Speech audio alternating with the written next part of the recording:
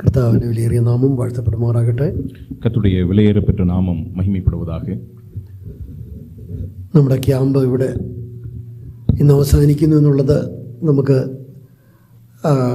സങ്കടമുളവാക്കുന്ന കാര്യമാണ്. ஒருவேளை இந்த முகாம் இன்றோடு கூட நிறைவு பெறுகிறபடியினாலே ஒரு துக்ககரமான அனுபவம் அல்லது ஒரு சங்கடம் நம்முடைய மனதில் இருக்கலாம். ഞാനും ബുധനാഴ്ച വൈകിട്ട് ഇവിടെ വന്നപ്പോൾ ഇനി ശനിയാഴ്ച വരെ ഉണ്ടല്ലോ എന്ന് ഒരു അത്രയും ദിവസങ്ങളുണ്ടല്ലോ എന്ന് ചിന്തിച്ചു. நானும் கூட புதன்கிழமை இரவு இங்கே வந்த பொழுது சனிக்கிழமை வரைக்கும் இங்கே இருக்க வேண்டுமே என்கிற ஒரு பெரிய நிலை இருந்தது. എന്നാൽ ഇപ്പോൾ ഈ ക്യാമ്പ് തീരുന്നു എന്നുള്ളതിൻ്റെ ഒരു വിഷമമാണ് ഹൃദയത്തിലുള്ളത്. ஆனால் இப்பொழுது இந்த முகாம் நிறைவு பெறப் போகிறதே என்கிறதான ஒரு சங்கடம் மனதில் இருக்கிறது. ഇതാ സഹോദരന്മാർ ഒത്തൊരുമിച്ച് വസിക്കുന്നത് എത്ര ശുഭവും എത്ര മനോഹരവുമാകുന്നു എന്ന് നമ്മൾ വായിക്കുന്നു. சகோதரர்கள் ஒன்று கூடி வாசம் பண்ணுகிறது எவ்வளவு இன்பமாக இருக்கிறது என்கிறதை நாம் வேத புத்தகத்திலே வாசிக்கின்றோம். അത് നമ്മുടെ ജീവിതത്തിലൂടെ അനുഭവിച്ചറിയുവാൻ ഈ ദിവസങ്ങളിൽ കർത്താവ് സഹായിച്ചതോർത്ത് ദൈവത്തെ സ്തുതിക്കുന്നു. அதை இந்த நாட்களிலே நாம் அனுபவிக்கும்படியாக தேவன் நமக்கு உதவி செய்து நினைத்து நான் கர்த்தரை துதிக்கின்றேன். എളിവനായ എനിക്കും ഈ ക്യാമ്പിൽ സംബന്ധിപ്പാനിടയായതോർത്ത് ഞാൻ ദൈവത്തെ സ്തുതിക്കുന്നു. எளியவர்களாகிய நாங்களும் இந்த முகாமிலே பங்கு பெறுவதை கர்த்தர் கொடுத்த கிருபைக்காக கர்த்தரை துதிக்கின்றேன். എന്നെ ഇതിനായി ക്ഷണിച്ച കമ്മിറ്റി അംഗങ്ങളോട് എൻ്റെ നന്ദിയും സ്നേഹവും ഞാൻ പ്രത്യേകമായി അറിയിക്കുകയും ചെയ്യുന്നു. என்னை இதற்கு அழைத்த இந்த முகாமுடைய கமிட்டியாருக்கும் பொறுப்பாளர்களுக்கும் என்னுடைய நன்றியை நான் தெரியப்படுத்துகின்றேன். അനുഗ്രഹിക്കപ്പെട്ട കർത്തൃദാസൻ വിവേക് അവர்கள் നന്നായി ട്രാൻസ്ലേറ്റ് ചെയ്യുവാനായിട്ട് ഉണ്ടായിരുന്നു. சகோதரன் விவேக் அவர்களும் இந்த செய்திகளை மொழிபெயர்க்கிறதற்கு அவர் உதவி செய்தார். ഞാൻ ഒരു 13-14 വർഷങ്ങൾക്ക് മുമ്പ് ഈ ക്യാമ്പിൽ വന്നപ്പോഴും അദ്ദേഹമായിരുന്നു എനിക്ക് ട്രാൻസ്ലേറ്റ് ചെയ്തത്. 10-13 ஆண்டுகளுக்கு முன்பதாக நான் இங்கே வந்த பொழுது அவர்தான் எனக்கு மொழிபெயர்ப்பு செய்தார். കർത്താവിന്റെ ദാസനെയും ദൈവം അനുഗ്രഹിക്കട്ടെ എന്ന് പ്രാർത്ഥിക്കുന്നു. கர்த்தருடைய ஊழியரையும் கர்த்தர் ஆசீர்வதிப்பாராக என்று நான் ஜெபிக்கின்றேன். നല്ല ഇതിന്റെ വോളണ്ടിയേഴ്സ് പ്രിയപ്പെട്ടവരെ ഓർത്ത് ദൈവത്തെ സ്തുതിക്കുന്നു. இந்த முகாமிலே வாலண்டியர்ஸ் ஆயிருந்ததான அருமையான வாலிபர்களை நினைத்து நான் கர்த்தரை துதிக்கின்றேன். ഇതിന്റെ പിന്നിൽ സഹോദരി സഹോദരന്മാർ വളരെയധികം കഷ്ടപ്പെടുന്നത് കാണുവാനായിട്ടിടയായി. இதன் நடுவிலே அநேக சகோதர சகோதரிகள் அதிகமான பிரயாசங்களை நீங்கள் எடுத்திருக்கிறீர்கள். ദൈവം എല്ലാവരെയും അനുഗ്രഹിക്കട്ടെ എന്ന് പ്രാർത്ഥിക്കുന്നു. தேவன் எல்லாரையும் ஆசீர்வதிப்பாராக என்று நான் ஜெபிக்கின்றேன். അന്യോന്യം നമുക്ക് പ്രാർത്ഥനയിൽ ഓർക്കുവാൻ കർത്താവ് സഹായിക്കട്ടെ. நாம் ஒருவருக்கொருவர் நாம் ஜெபிக்கிறதற்கு ஆண்டவர் நமக்கு உதவி செய்வாராக. അനുഗ്രഹിക്കപ്പെട്ട സന്ദേശങ്ങൾ ഇവിടെ പ്രിയ കർത്തൃദാസൻ ബാബു ജോസഫ് ചാനലിലൂടെ കേൾക്കുവാനായിട്ട് കർത്താവ് സഹായിച്ചു. ஆசீர்வதிக்கப்பட்டதான கர்த்தருடைய வார்த்தைகளை அருமையான மூத்த தேவனுடைய ஊழியர் பாபு ஜோசப் அவர்கள் மூலமாக நாம் கேட்கிறதற்கு ஆண்டவர் உதவி செய்தார். നമ്മൾ ഈ സന്ദേശത്തിന്റെ ഒടുവിലത്തെ ഭാഗത്തേക്ക് ഇപ്പോൾ കടന്നു വന്നിരിക്കുകയാണ്. நாம் இந்த நாட்களிலே இந்த இறுதி பகுதிக்குள்ளாக நாம் கடந்து வந்திருக்கின்றோம். കർത്താവ് നമ്മെ എല്ലാവരെയും സഹായിക്കട്ടെ എന്ന് പ്രാർത്ഥിക്കുന്നു. ஆண்டவர் நம் ஒவ்வொருவருக்கும் உதவி செய்வாராக என்று நான் ஜெபிக்கின்றேன். എനിക്ക് ലഭ്യമായ വിഷയത്തോടനുബന്ധിച്ച് നാം ചിന്തിച്ചത്, எனக்கு கொடுக்கப்பட்டிருக்கிற கருப்பொருள் நிலையிலே நாம் சிந்தித்தது, ഒരു പ്രാദേശിക സഭ ദൈവം ഒരു സ്ഥലത്ത് സ്ഥാപിക്കുമ്പോൾ, ஒரு உள்ளூர் சபையை தேவன் ஒரு இடத்திலே நியமனம் செய்யும் போது അതുകൊണ്ട് ദൈവം ഉദ്ദേശിക്കുന്ന കാര്യങ്ങൾ എന്തൊക്കെയാണ് എന്നുള്ളതാണ്. அதன் மூலமாக தேவன் என்ன எதிர்பார்க்கிறார் என்பதாகும். ദൈവമക്കൾ എന്ന് വിളിക്കപ്പെടുന്ന ഒരു കൂട്ടം സമൂഹത്തിൽ ഉണ്ടാവുക എന്നുള്ളതാണ്. தேவனுடைய பிள்ளைகள் என்று அழைக்கப்படுகிறதான ஒரு கூட்டம் சமுதாயத்திலே உருவாக வேண்டும். ഉപദേശപരമായി മുന്നോട്ട് പോകുന്ന ഒരു സമൂഹം ഉണ്ടാവുക എന്നുള്ളതാണ്. உபதேசத்தின் அடிப்படையிலே முன்னேறக்கூடியதான ஒரு கூட்டம் காணப்பட வேண்டும். ഒരു നല്ല സഭാബന്ധത്തിൽ പോകുന്ന ഒരു സമൂഹം ഉണ്ടാവുക എന്നുള്ളതാണ്. சபையின் ஐக்கியத்தோடு கூட இருக்கக்கூடிய நல்ல ஒரு கூட்டம் உருவாக வேண்டும். സുവിശേഷ സാക്ഷ്യം വഹിക്കുന്ന ഒരു സമൂഹം ഉണ്ടാവുക എന്നുള്ളതാണ്. சுவிசேஷ பிரபல்யத்திற்கு சாட்சி வகிக்கக்கூடியதான ஒரு கூட்டம் உருவாக வேண்டும்.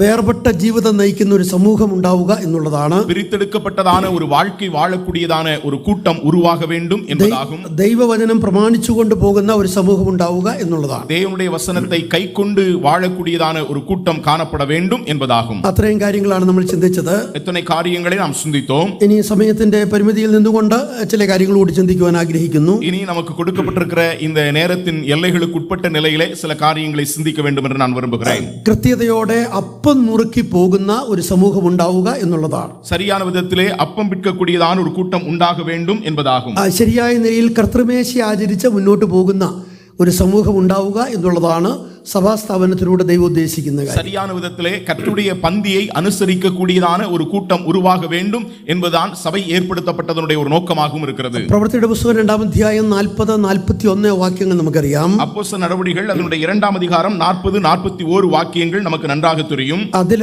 ആദിമസഭ അനുഷ്ഠിച്ചു പോകുന്ന 7 കാര്യങ്ങൾ നമ്മളവിടെ കാണുന്നുണ്ട്. இதிலே துவக்க நூற்றாண்டின் சபையானது கை கொண்டு வந்த 7 காரியங்கள் அங்கே சொல்லப்பட்டிருக்கிறது. അതിൽ ഒന്നാണ് അപ്പം നുറുക്കി എന്നുള്ളത് നമ്മൾ കാണും. அதிலே ஒன்றுதான் அப்பம் பிட்டார்கள் என்பதாகும். അവർ ദിനംപ്രതി ദേവാലയത്തിൽ കൂടി വന്ന് അപ്പം നുറുക്കിയ ഒരു കാലഘട്ടം ഉണ്ടായിരുന്നു. அவர்கள் அனுதினமும் தேவாலயத்திலே கூடி வந்து அவர்கள் அப்பம் பிட்ட ஒரு காலகட்டம் இருந்தது. എന്നാൽ അപ്പോസ്തലന്മാർ നമുക്ക് കാണിച്ചു തന്ന മാതൃക അപ്പോസ്തല പ്രവൃത്തി 20-ാം അധ്യായം 7-ാം വാക്യത്തിലാണ് നമ്മൾ കാണുന്നത്. ஆனால் அப்போஸ்தலர்கள் நமக்கு காண்பித்து கொடுத்ததான ஒரு மாதிரி அப்போஸ்தல நடவடிக்கைகள் 20-ாம் அதிகாரத்தினுடைய 7-ாம் வாக்கியத்திலே இருக்கிறது. അവർ ആഴ്ചവട്ടത്തിന് 1-ാം നാൾ തോറും അപ്പം നുറുക്കുവാൻ കൂടി വന്നു എന്നുള്ളതാണ്. அவர்கள் வாரத்தின் முதல் நாளிலே அப்பம் பிற்கும்படி கூடி வந்தார்கள் என்பதாகும். അപ്പോൾ ആഴ്ചവട്ടത്തിന് 1-ാം നാളിൽ അപ്പം നുറുക്കി ശിഷ്യന്മാർ നമുക്ക് മാതൃക കാണിച്ചു തന്നു. அவ்விதமாக வாரத்தின் முதல் நாளிலே அப்பம் பிட்டு சீஷர்கள் நமக்கு ஒரு முன்மாதிரியை ஏற்படுத்தி கொடுத்தார்கள். ആ മാതൃകയാണ് പുതിയ നിയമസഭ പിൻപറ്റി മുന്നോട്ട് പോകുന്നത്. அந்த മുன்மாதிரியை தான் புதிய ஏற்பாட்டு சபையானது கை கொண்டு வருகிறது. അങ്ങനെ സഭയായി ആഴ്ചവട്ടത്തിന് 1-ാം നാളിൽ കർത്തൃമേശ കൂടി ആചരിച്ച് മുന്നോട്ട് പോകുന്ന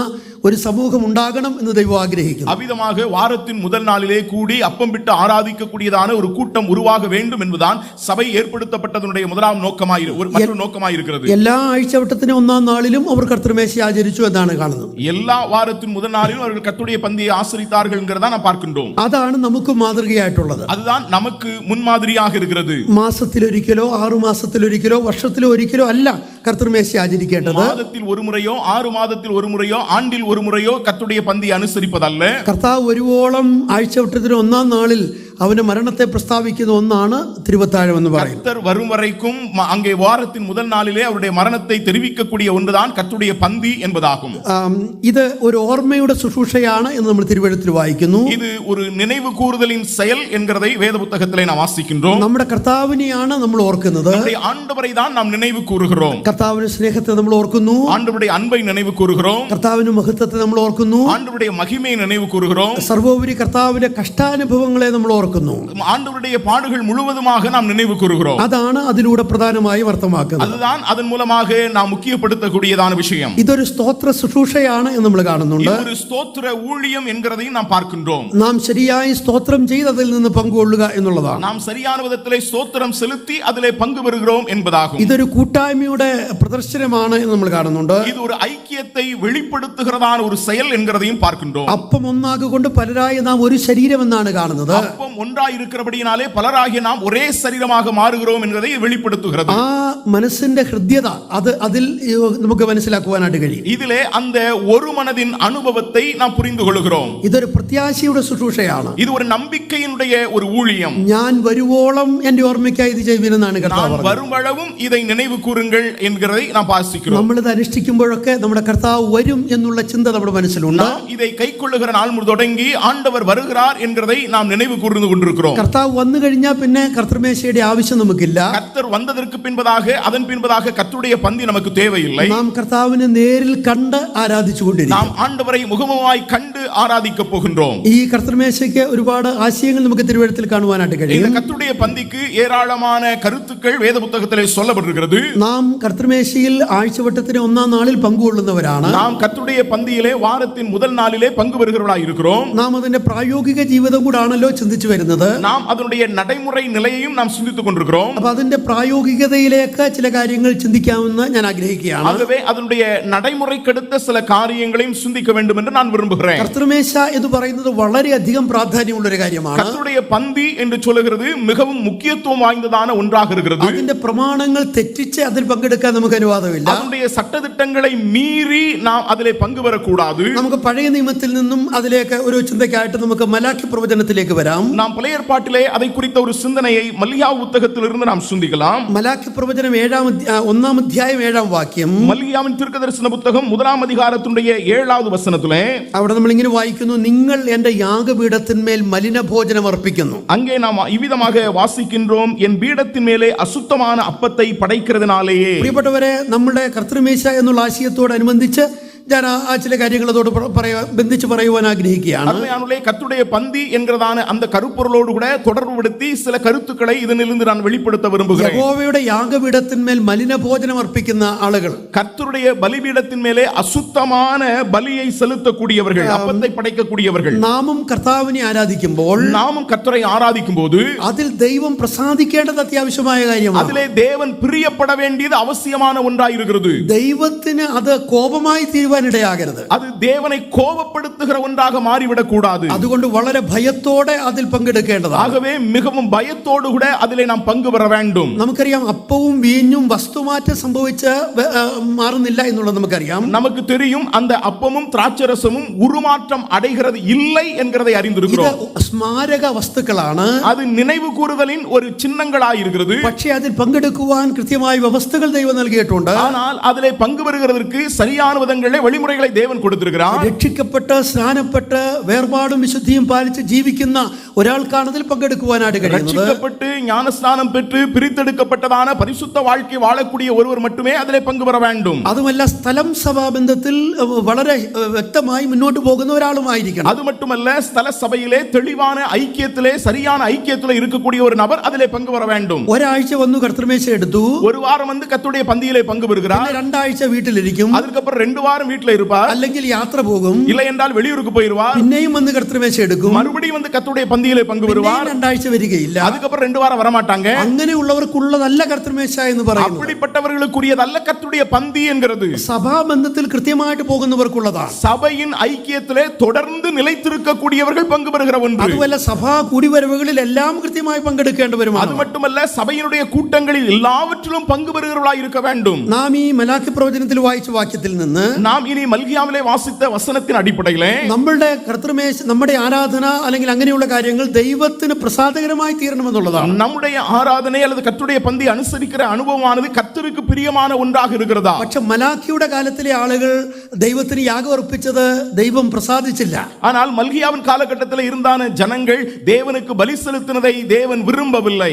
ദൈവം പറയുന്നു, നിങ്ങൾ എന്റെ മേശമേൽ മലിനഭോജനം അർപ്പിക്കുക. தேவன் சொல்லுகிறார், என் பலிபீடத்தின் மீது அசுத்தமான அப்பத்தை நீங்கள் படைக்கிறீர்கள். എങ്ങനെയാണ് അവർ മലിനഭോജനം അർപ്പിച്ചത്? எப்படிப்பட்ட நிலையில் அவர்கள் அசுத்தமான அப்பத்தை படைத்தார்கள்? 3-4 காரணങ്ങൾ നമുക്ക് ഇവിടെ കാണുവാനായിട്ട് കഴിയും. 3-4 காரணங்களை நாம் இங்கே பார்க்கிறோம். ആ 7-ാം വാക്യത്തിൽ തന്നെ ഒരു കാര്യം കാണുന്നുണ്ട്. அந்த 7-ஆம் வசனத்தில் தானே ஒரு காரியத்தை நாம் பார்க்கின்றோம். യഹോവയുടെ മേശ നിന്ദ്യമെന്ന് നിങ്ങൾ പറയുന്നതിനാൽ തന്നെ, கர்த்தருடைய பந்தி எண்ணமற்று போனது என்று சொல்லுகிறதினாலே, അവർ യഹോവയുടെ മേശ നിന്ദ്യമെന്ന് പറഞ്ഞു. கர்த்தருடைய பந்தி எண்ணமற்று போய் விட்டது என்று சொல்லுகிறார்கள். അതിന് വലിയ ഗൗരവമില്ല എന്നവര് என்று சொன்னால் அதற்கு எந்த விதமான முக்கியத்துவம் இல்லை என்று சொல்லுகிறார்கள். ഞാൻ അതിന് വലിയ പ്രാധാന്യം കൽപ്പിക്കേണ്ട എന്നവർ ചിന്തിച്ചു. நான் அதற்கு ஒரு முக்கியத்துவம் கொடுக்க வேண்டிய அவசியம் இல்லை என்று சொல்லுகிறார்கள். ഞാൻ ഇത്ര ഭയത്തോടെ അതിൽ പങ്കെടുക്കേണ്ട കാര്യമില്ല എന്നവർ நான் ചിന്തിച്ചു. இவ்வளவு பயபக்தியோடு கூட அதிலே பங்கு பெற வேண்டிய அவசியம் எனக்கு இல்லை என்று சொல்லுகிறார்கள். യഹോവയുടെ മേശ നിന്ദ്യമെന്നവർ ചിന്തിക്കുക. கர்த்தருடைய பந்தி அற்பமாய் அவர்கள் எண்ணினார்கள். പ്രിയപ്പെട്ടവരെ, നാമും കർത്താവിനെ ആരാധിക്കുമ്പോൾ, அருமையானவர்களே, நாமும் கர்த்தரை ஆராதிக்கும் போது, കർത്തൃമേശയെ പങ്കെടുക്കുമ്പോൾ, கர்த்தருடைய பந்தியிலே பங்கு பெறும்போது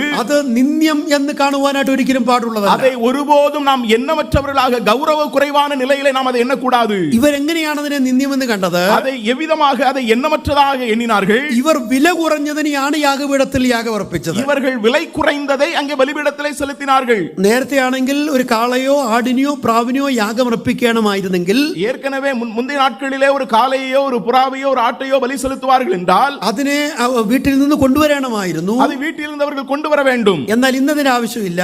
ஆனால் இன்றைக்கு அப்படிப்பட்ட அவசியம் இல்லை. എല്ലാം ദേവാലയത്തിൽ വാങ്ങുവാനായിട്ടുണ്ട്. அதெல்லாம் தேவாலயத்திலே வாங்குகிறதற்காக இருக்கிறது. അവരൊരു കാളയ്ക്ക് വില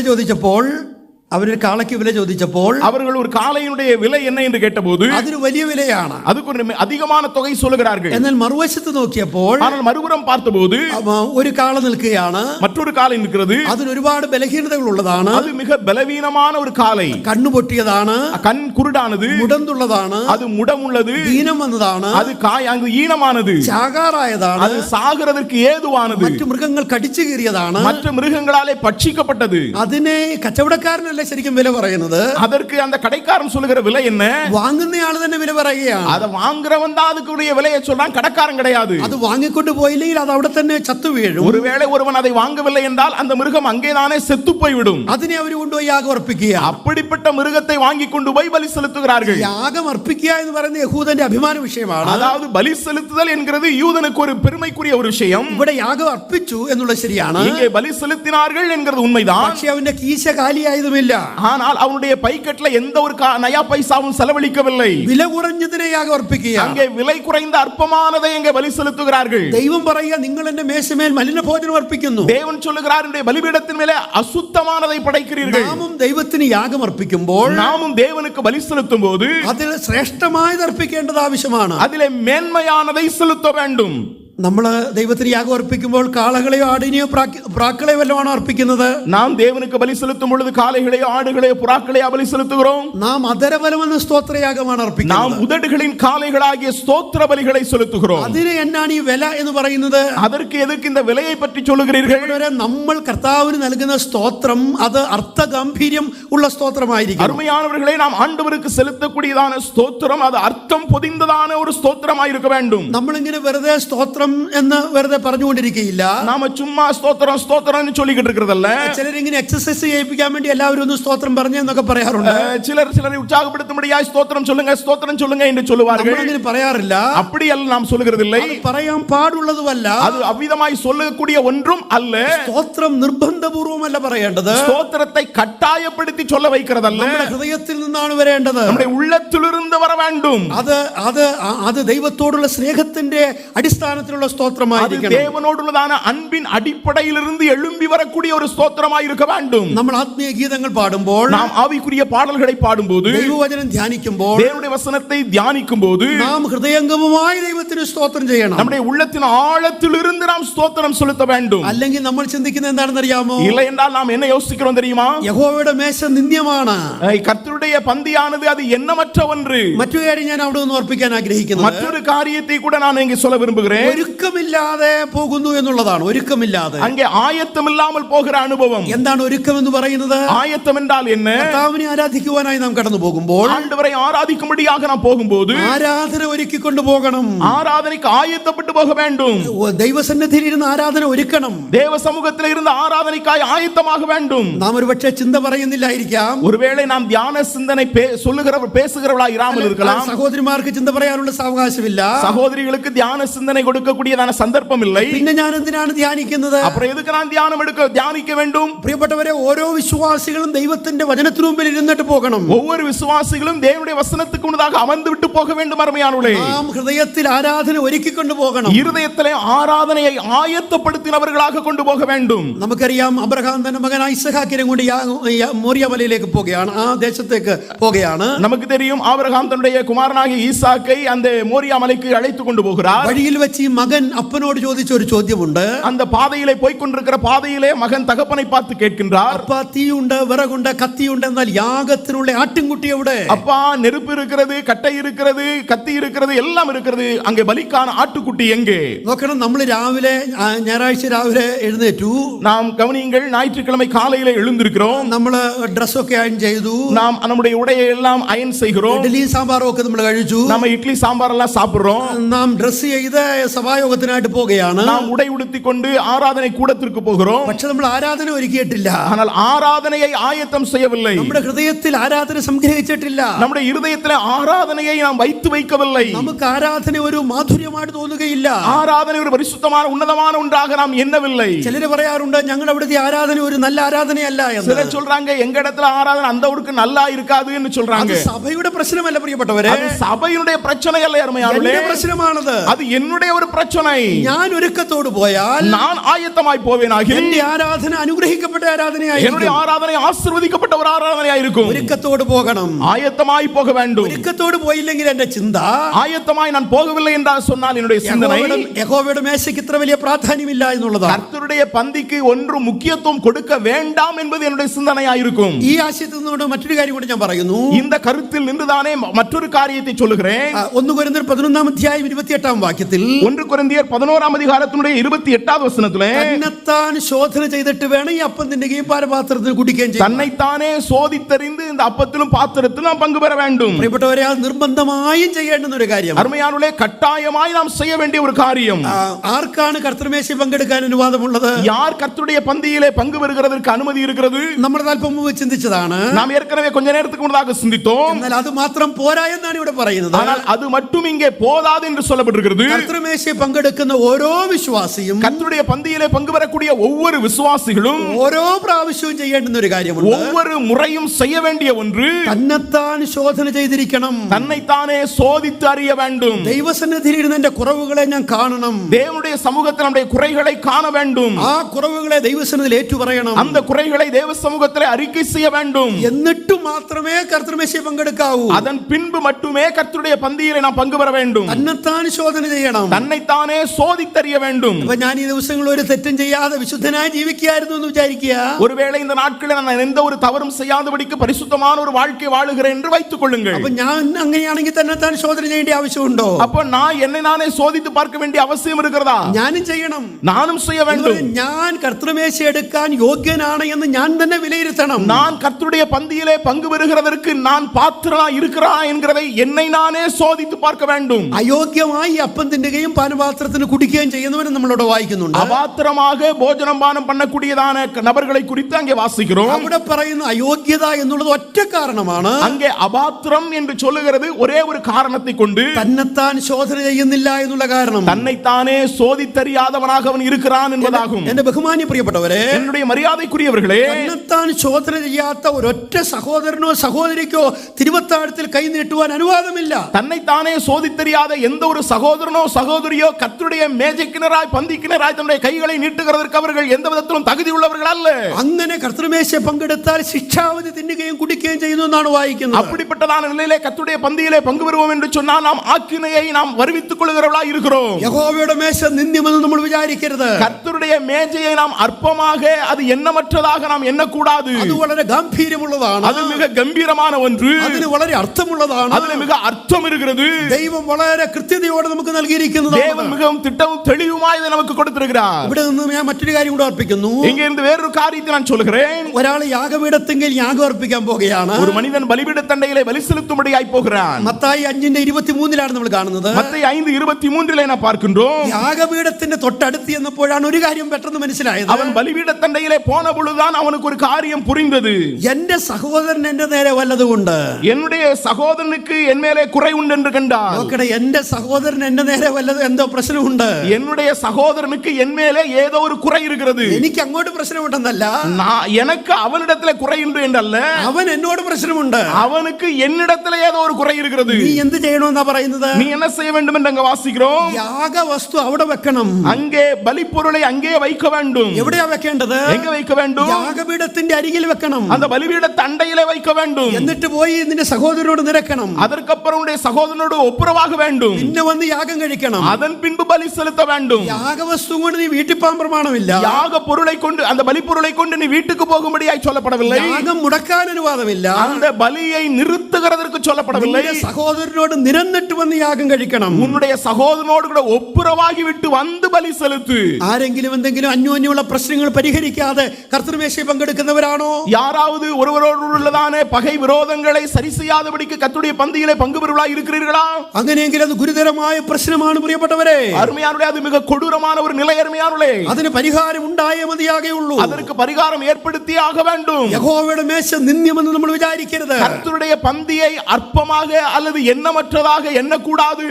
അപ്പോൾ ഈ കർത്തൃമേശ എന്നുള്ളത് വളരെ പ്രാധാന്യമുള്ള ഒരു കാര്യമാണ്. ஆகவே கர்த்தருடைய பந்தி என்று சொல்லுகிறது மிகவும் முக்கியத்துவம் வாய்ந்த ஒன்றாக இருக்கிறது. നമ്മുടെ ജീവിതത്തിൽ അത് കൃത്യതയോടെ ചെയ്യുവാൻ ദൈവം കൃപ ചെയ്യുമാറാകട്ടെ. நம்முடைய வாழ்க்கையிலே அதை அதை சரியாக நேர்த்தியாக கைக்கொள்ள ஆண்டவர் உதவி செய்வாராக. ഞാൻ അടുത്തൊരു ആശയത്തിലേക്ക് പോകാനായിട്ട് ആഗ്രഹിക്കുന്നു. நான் அடுத்த ஒரு கருத்துக்குள்ளாய் போக விரும்புகிறேன். എട്ടാമത്തെ പോയിന്റിലേക്ക് ഞാൻ വരുന്നു. இரண்டாம் குறிப்புக்கு வருகிறேன். ഒരു സ്ഥലം സഭ ഒരു സ്ഥലത്ത് കർത്താവ് സ്ഥാപിക്കുമ്പോൾ, இரண்டாவது குறிப்புக்குள்ளாய் வருகிறேன். ஒரு ஸ்தல சபையை ஆண்டவர் ஒரு இடத்திலே ஏற்படுத்தும் போது ദൈവം ആഗ്രഹിക്കുന്ന കാര്യം എന്താണ്? தேவன் என்ன எதிர்பார்க்கின்றார்? വിശുദ്ധിയോടെ ജീവിക്കുന്ന ഒരു സമൂഹം ഉണ്ടാവുക എന്നുള്ളതാണ്. பரிசுத்தமாய் வாழக்கூடியதான ஒரு கூட்டம் உருவாக வேண்டும். വിശുദ്ധിയോടെ ജീവിക്കുന്ന ഒരു സമൂഹം ദേശത്തുണ്ടാവുക. பரிசுத்தமாய் வாழக்கூடியதான ஒரு கூட்டம் அந்த தேசத்தில் எழும்ப வேண்டும். പ്രിയപ്പെട്ടവരെ, വിശുദ്ധ ജീവിതത്തിന് വേദപുസ്തകം വളരെയധികം പ്രാധാന്യം നൽകുന്നുണ്ട്. அருமையானவர்களே, பரிசுத்தமான வாழ்க்கைக்கு வேத புத்தகம் மிக அதிகமான முக்கியத்துவம் கொடுக்கிறது.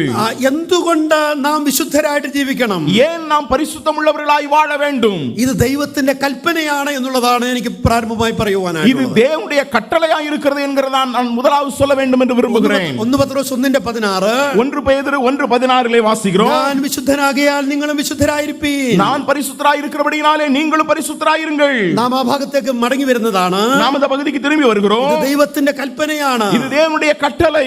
തന്റെ മക്കൾ വിശുദ്ധരായിരിക്കണം. தம்முடைய பிள்ளைகள் பரிசுத்தர்களாய் இருக்க வேண்டும். കർത്താവ് വിശുദ്ധനായതുപോലെ നമുക്ക് വിശുദ്ധരാകാൻ പറ്റത്തില്ല. ஆண்டவர் பரிசுத்தராய் இருக்கிறது போல நம்மாலே பரிசுத்தமாக முடியாது. കർത്താവ് വിശുദ്ധനാകയാൽ നമ്മൾ വിശുദ്ധരായിരിക്കണം. ஆண்டவர் பரிசுத்தராய் இருக்கிறார், ஆகையால் நாமும் பரிசுத்தராய் இருக்க வேண்டும். വിശുദ്ധ ജീവിതത്തിന് വളരെയധികം പ്രാധാന്യമുണ്ട്. பரிசுத்தமுள்ள வாழ்க்கைக்கு மிகவும் முக்கியத்துவம் இருக்கிறது. ദൈവം നമ്മെ അശുദ്ധിക്കല്ല വിശുദ്ധീകരണത്തിനാണ് വിളിച്ചതെന്നാണ് നമ്മൾ தேவன் நம்மை அசுத்தத்திற்கல்ல பரிசுத்தத்திற்கு என்று அழைத்திருக்கிறார் என்று வாசிக்கிறோம். എഫെസ്യ ലേഖനം 1:4 വാക്യത്തിൽ எபேசியர் 1:4 നമ്മെ ലോകസ്ഥാപനത്തിന് മുമ്പ് തെരഞ്ഞെടുത്തതായിട്ടാണ് വായിക്കുന്നത്. நம்மை உலக தோற்றத்திற்கு முன்பதாகவே தெரிந்து கொண்டதாக வாசிக்கிறோம். നമുക്കറിയാം, നമ്മൾ ഓരോരുത്തരും രക്ഷിക്കപ്പെട്ട ഒരു സന്ദർഭമുണ്ട്. நமக்கு எல்லாருக்கும் தெரியும், நாம் ஒவ்வொருவரும் ரட்சிக்கப்பட்டதான ஒரு சூழல் உண்டு. പക്ഷേ നാം വേദപുസ്തകത്തിൽ പരിശോധിക്കുമ്പോൾ, ஆனால் நாம் வேத புத்தகத்தை ஆராய்ந்து பார்க்கும்போது ഒരു മുൻ നിയമനം ദൈവം നേരത്തെ നടത്തിയിട്ടുണ്ടെന്ന് കാണാനായിട്ട് കഴിയും. ஏற்கனவே தேவன் ஒரு முன்குறிப்பை ஏற்படுத்தி வைத்திருக்கிறார் என்கிறதை பார்க்க முடியும். ലോകസ്ഥാപനത്തിന് മുമ്പ് ദൈവം നമ്മെ കണ്ടിരുന്നു. உலக தோற்றத்திற்கு முன்னதாக தேவன் நம்மை பார்த்திருந்தார். എന്തിനാ കണ്ടതെന്ന് അറിയാമോ? எதற்காக பார்த்தார் தெரியுமா? നാം അവന്റെ സന്നിധിയിൽ വിശുദ്ധരും നിഷ്കളങ്കരുമായി പാർക്കേണ്ടത്. நாம் அவருடைய சமூகத்திலே பரிசுத்தரும் குற்றமற்றவர்களுமாய் காணப்படும்படிக்கு. പ്രിയപ്പെട്ടവരെ, നാം അങ്ങനെ ജീവിക്കേണ്ടവരാണ്. அருமையானவர்களே, நாம் அவ்விதமாக வாழ வேண்டியவர்கள். നാം വിശുദ്ധരായി ജീവിക്കേണ്ടവരാണ്. நாம் பரிசுத்தமுள்ளவர்களாய் வாழ வேண்டியவர்கள். എന്തുകൊണ്ട് വിശുദ്ധ ജീവിതം നമുക്ക് ആവശ്യമാണ്? ஏன் நமக்கு பரிசுத்த வாழ்க்கை அவசியம்? വളരെ പ്രാധാന്യമുള്ള ഒരു കാര്യം കൂടി ഞാൻ ഓർപ്പിക്കുന്നു. மிக முக்கியமான ஒரு காரியத்தை சொல்கிறேன். നിത്യതയിൽ നമ്മൾ ചെല്ലുന്ന ഒരു ദിവസമുണ്ട്. நாம் நித்தியத்திற்கு போகக்கூடியதான ஒரு நாள் இருக்கிறது. നമ്മുടെ കർത്താവിന്റെ വരവിലാണ് സംഭവിക്കുന്നത്. நம்முடைய ஆண்டவருடைய வருகையிலே அது நிகழப் போகிறது. നിത്യതയിൽ നമ്മൾ തേജസ്സോടെ നിൽക്കേണ്ടതിനായി நித்தியத்திலே அங்கே மகிமையோடு கூட நாம் நிற்கும்படியாக ഈ ലോകത്തിൽ നമ്മൾ വിശുദ്ധി പാലിച്ചേ പറ്റുകയുള്ളൂ. இந்த உலகத்தில் நாம் பரிசுத்தத்தை காத்துக்கொள்ள வேண்டியது அவசியமாய் இருக்கிறது. പ്രിയപ്പെട്ടവരെ, നമ്മുടെ ഈ ലോക ജീവിതം എന്ന് പറയുന്നത് ക്ഷണികമാണ്. அருமையானவர்களே, இந்த உலக வாழ்க்கை என்று சொல்லுகிறது மிக சுருக்க காலகட்டங்கள். എത്ര നാൾ ഈ ലോകത്തിൽ നമ്മൾ ജീവിക്കും? எத்தனை நாள் இந்த உலகத்தில் நாம் வாழுவோம்? എത്രയോ ആളുകൾ നൊടിനേരം കൊണ്ട് ലോകത്തോട് യാത്ര പറയുന്നു. எத்தனையோ ஆட்கள் சீக்கிரமா இந்த உலகத்தை விட்டு கடந்து போகிறார்கள். നമുക്കറിയാം, ഈ കോവിഡ് കഴിഞ്ഞതോടുകൂടി ഒരുപാട് മാരക രോഗങ്ങൾ മനുഷ്യനെ കടന്നു പിടിച്ചുകൊണ്ടിരിക്കുകയാണ്. நமக்கு தெரியும், இந்த கோவிட் நாட்களை பின்பதாக அதிகமான தொற்று நோய்கள், அதிகமான வியாதிகள் இன்றைக்கு மனிதர்களை பிடித்துக் கொண்டிருக்கிறது. മനുഷ്യ ജീവിതം ക്ഷണഭംഗുരമാണ് എന്ന് ഏത് മനുഷ്യനും അറിഞ്ഞുകൊണ്ടിരിക്കുന്ന ഒരു மனிதனுடைய வாழ்க்கை ஒரு நொடிக்குள்ளாக இருக்கிறது என்கிறது எல்லா மனிதர்களும் அறிந்திருக்கிறார்கள். ലോക ജീവിതം ക്ഷണികമാണ്. உலக வாழ்க்கை சுருக்கம். എന്നാൽ നിത്യത എന്ന് പറയുന്നത് വിശാലമായതാണ്. ஆனால் நித்தியம் என்று சொல்லுது அது விசாலமான ஒன்று. ലോക ജീവിതം എത്ര വർഷം നമുക്ക് കാണുമായിരിക്കും? இந்த உலக வாழ்க்கை என்கிறது எத்தனை ஆண்டுகள் நமக்கு? ഒരു 100 വർഷം അങ്ങ് കൂട്ട്. ஒருவேளை 100 ஆண்டுகளாய் வைத்துக் கொள்வோம். ആര് 100 വർഷം ജീവിച്ചിരിക്കും? யார் 100 வருஷம் வாழுவா? 100 വർഷം അങ്ങ് ചിന്തിക്കാം. 100 வருடம் என்று சிந்திப்போம். എന്നാൽ നിത്യത എന്ന് പറയുന്നത് 100 വർഷമാണോ? ஆனால் நித்தியம் என்கிறது 100 ஆண்டுகளா? 1000 വർഷമാണോ? 1000 ஆண்டுகளா? 10000 വർഷമാണോ? 10000 ஆண்டுகளா? 1,00,000 വർഷമാണോ? 1,00,000 ஆண்டுகளா? 1 കോടി വർഷമാണോ? 1 கோடி ஆண்டுகளா? കോടി വർഷങ്ങളാണോ? கோடான கோடி ஆண்டுகள். നീണ്ടു നിവർന്നു കിടക്കുന്ന നിത്യത. ஒரு நீண்டு பறந்து விரிந்திருக்கக்கூடிய ஒரு நித்தியம். എന്റെ ബഹുമാന്യ പ്രിയപ്പെട്ടവരെ, என்னுடைய அருமையானவர்களே, ആ നിത്യത മുഴുവനും, அந்த நித்திய காலம் முழுவதும் ഞാൻ തേജസ്സോടെ അവിടെ വസിക്കുവാൻ, நாம் மகிமையோடு கூட அங்கே வாழ ഈ ചെറിയ ആയുസ്സിൽ இந்த சொற்பமான காலகட்டத்தில் ഞാൻ വിശുദ്ധനായി ജീവിക്കേണ്ടതാണ്. நாம் பரிசுத்தமாய் வாழ வேண்டும். നിത്യതയിൽ ഞാൻ ആരായിരിക്കണമെന്ന് തീരുമാനിക്കുന്നത് ഈ ലോകത്തെ ജീവിതത്തിന്റെ അടിസ്ഥാനത്തിലാണ്. நித்தியத்தில் நான் யாராய் இருக்க போகிறேன் என்கிறதை இந்த பூமிக்குரிய வாழ்க்கையில வாழ்க்கையில நாம் தீர்மானிக்க வேண்டியவர்களாய் இருக்கிறோம். എനിക്ക് കിട്ടേണ്ടുന്ന വസ്ത്രം ഏതാണ്? எனக்கு கிடைக்க போகிறதான அந்த உடை என்ன? എനിക്ക് കിട്ടേണ്ടുന്ന തേജസ് എങ്ങനെയുള്ളതാണ്? எனக்கு கிடைக்க போகிறதான அந்த மகிமை எப்படிப்பட்டதா இருக்கும்? എനിക്ക് കിട്ടേണ്ടുന്ന കിരീടം എങ്ങനെയുള്ളതാണ്? எனக்கு கிடைக்க போகிறதான கிரீடம் எப்படிப்பட்டதா இருக்கும்? എനിക്ക് കിട്ടേണ്ടുന്ന പദവി എന്തുള്ളതാണ്? எனக்கு கிடைக்க போகிறதான பதவி எப்படிப்பட்டதா இருக்கும்? എനിക്ക് കിട്ടേണ്ടുന്ന അധികാരം എങ്ങനെയുള്ളതാണ്? எனக்கு கிடைக்க போகிறதான அதிகாரம் எப்படிப்பட்டதா இருக்கும்? ഇതെല്ലാം തീരുമാനിക്കുന്നത് ഈ ലോകത്തിലെ നമ്മുടെ ജീവിതത്തെ അടിസ്ഥാനപ്പെടുത്തിയാണ്. இவைகளெல்லாம் இந்த உலகத்திலே அதை தீர்மானிக்கிறது இந்த உலகத்தில் தானே.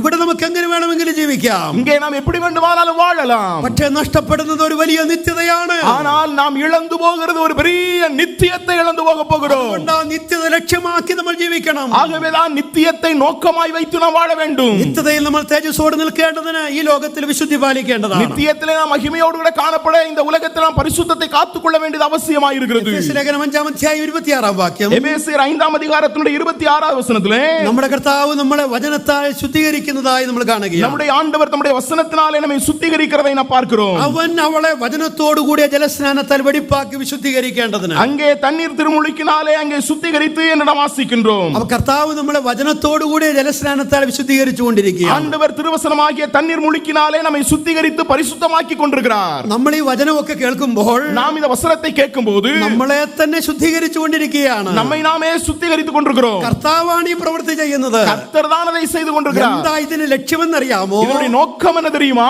നിത്യതയിൽ നമ്മൾ തേജസ്സോടെ നിൽക്കണം. நித்தியத்தில் நாம் மகிமையோடு கூட இருக்க வேண்டும். കറ ചുളുക്കം മുതലായതൊന്നുമില്ലാതെ கரை திரை முதலானவர்கள் ஒன்றுமில்லாதபடிக்கு നാം തേജസ്സോടെ അവിടെ നിൽക്കണം. நாம் மகிமையோடு கூட அங்கே நிற்க வேண்டும். അതുകൊണ്ട് ഈ കേൾക്കുന്ന വചനം ആരും തള്ളിക്കളയരുത്. ஆகவே கேட்கக்கூடியதான் இந்த கர்த்தருடைய வார்த்தை யாரும் அலட்சியமாய் எண்ண வேண்டாம். ഈ വചനത്തെ നമ്മൾ നെഞ്ചോട് ചേർത്ത് പിടിക്കണം. இந்த வசனத்தை நாம் மார்போடு அணைத்துக் கொள்ள வேண்டும். കർത്താവേ, വചനത്തിനു മുമ്പ് ഞാൻ എന്നെ തന്നെ സമർപ്പിക്കുന്നു എന്ന് പറയണം. ஆண்டவரே, இந்த வார்த்தைகளுக்கு முன்னதாக என்னை நானே ஒப்புக் கொடுக்கிறேன் என்று சொல்ல வேண்டும். ഈ വചനത്തിന്റെ മഴ നമ്മൾ അനുഭവിക്കണം. இந்த வசனத்தினுடைய மழையை நாம் அனுபவிக்க வேண்டும். ജീവിതത്തിലെ കുറവുകളെ ഏറ്റുപറയണം.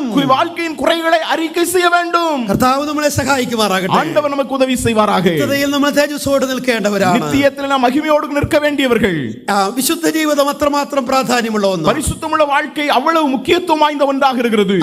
ആകട്ടെ, എന്താണ് വിശുദ്ധ ജീവിതം എന്ന് പറയുന്നത്? சரி, பரிசுத்தமான வாழ்க்கை என்று சொன்னால் என்ன? പത്രോസിന്റെ ലേഖനത്തിൽ നിന്ന് നമ്മൾ കണ്ട ഒരു വാക്യത്തിലേക്ക് മടങ്ങി വരാം. பேதுருடைய நிருபத்திலே நாம் கண்ட ஒரு வசனத்துக்கு நேராய் திரும்பி வருவோம். 1 പത്രോസ് 1-ാം അധ്യായം 1 பேதுரு 1-ാം அதிகாரம் 16-ാം വാക്യം നമ്മൾ കണ്ടു. 16வது வசனத்தை பார்த்தோம். ഞാൻ വിശുദ്ധനാകയാൽ നിങ്ങളും വിശുദ്ധരായിരിപ്പീൻ. நான் பரிசுத்தர் ஆகையால் நீங்களும் பரிசுத்தராயிருங்கள். അതിന്റെ എന്താണ് വിശുദ്ധ ജീവിതമെന്ന് അതിന്റെ ആ ഭാഗത്ത് നമ്മൾ കാണുന്നു. பரிசுத்தமான வாழ்க்கை என்றால் என்ன என்கிறதை இந்த பகுதியிலே பார்க்கிறோம். 14-ാം വാക്യം. 14ാം வசனம். പണ്ട് നിങ്ങളുടെ അജ്ഞാനകാലത്തുണ്ടായിരുന്ന മോഹങ്ങളെ മാതൃകയാക്കാതെ. நீங்கள் முன்னே உங்கள் அறியாமையினால் கொண்டிருந்த இச்சைகளின்படி இனி நடவாமல். എന്താണ് ഈ പണ്ടെന്ന് പറയുന്നത്? முன்னே என்று சொன்னால் என்ன அர்த்தம்? ഏതായാലും പ്രാചീന ശിലായുഗത്തെ കുറിച്ച് വല്ലതും പറയുന്നതാണോ? அது வேறு ஏதோ ஒரு காரியங்களை குறித்து சொல்லப்பட்டிருக்கிறதா? അല്ല.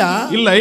എന്നാണ് ഞാൻ രക്ഷിക്കപ്പെട്ടത്? என்றைக்கு நான் ரட்சிக்கப்பட்டேனோ അതിനു മുമ്പുള്ള സമയമാണ് ഈ പണ്ട് എന്ന് പറയുന്നത്. அதற்கு முன்பிருந்த காலத்தை தான் இந்த முன்னே என்கிற வார்த்தை சொல்லுகிறது. ആ കാലത്തെ കുറിച്ച് എന്താ ഇവിടെ പറയുന്നത്? அந்த காலகட்டத்தை குறித்து இங்க என்ன சொல்லப்படுகிறது? അത് അജ്ഞാനകാലമാണ്. அது அறியாமையின் காலம். അത് അജ്ഞാനകാലമാണ്. அது அறியாமையின் காலம். ഒരുപക്ഷെ ഭൗതികമായ അറിവ് നമുക്കുണ്ടാകാം. அருமையானவர்களே, ஒருவேளை உலக பிரகாரமான அறிவு நமக்கு இருக்கலாம். പക്ഷെ വചനപ്രകാരമുള്ള അജ്ഞാനകാലം. ஆனால் வசனத்தின்படியான அறியாமையின் காலம். നോക്കി, അന്ന് പല മോഹങ്ങൾ നമുക്കുണ്ടായിരുന്നു. அங்கே அப்படிப்பட்ட பல இச்சைகள் நமக்கு இருந்தது. ആ മോഹങ്ങളൊക്കെ പാപമോഹങ്ങളായിരുന്നു. அந்த இச்சைகள் எல்லாம் பாவத்தின் இச்சைகளாய் இருந்தது. ദൈവത്തിന് ഇഷ്ടമില്ലാത്ത മോഹങ്ങളായിരുന്നു. தேவனுக்கு பிரியமில்லாத இச்சைகளாய் இருந்தது. ലോകത്തോട് താരതമ്യപ്പെടുന്ന മോഹങ്ങളായിരുന്നു. உலகத்தோடு கூட ஒத்து போகிறதான இச்சைகளாய் இருந்தது. എന്നാൽ ആ മോഹങ്ങൾ ഇന്ന് മാതൃകയാക്കരുത്. ஆனால் அப்படிப்பட்டதான இச்சைகளை இனி நீங்கள் செய்யக்கூடாது. അതാണ് വിശുദ്ധ ജീവിതത്തിന്റെ ഒരു പടി എന്ന് പറയുന്നത്. அதுதான் பரிசுத்த வாழ்க்கையினுடைய ஒரு படி என்று சொல்கிறது. എന്നാൽ രക്ഷിക്കപ്പെടുന്നതിന് മുമ്പ്,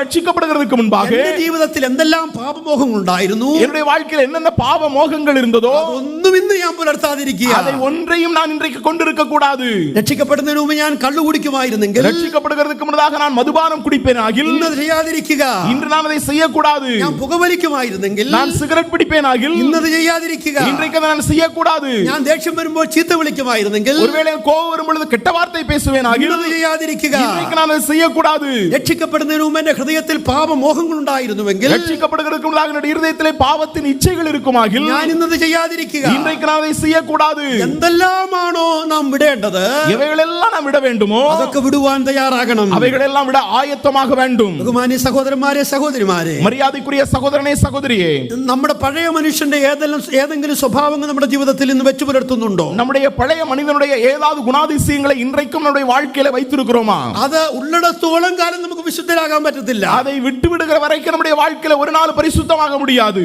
അജ്ഞാന കാലത്തുണ്ടായിരുന്ന മോഹങ്ങളെ മാതൃകയാക്കരുത്.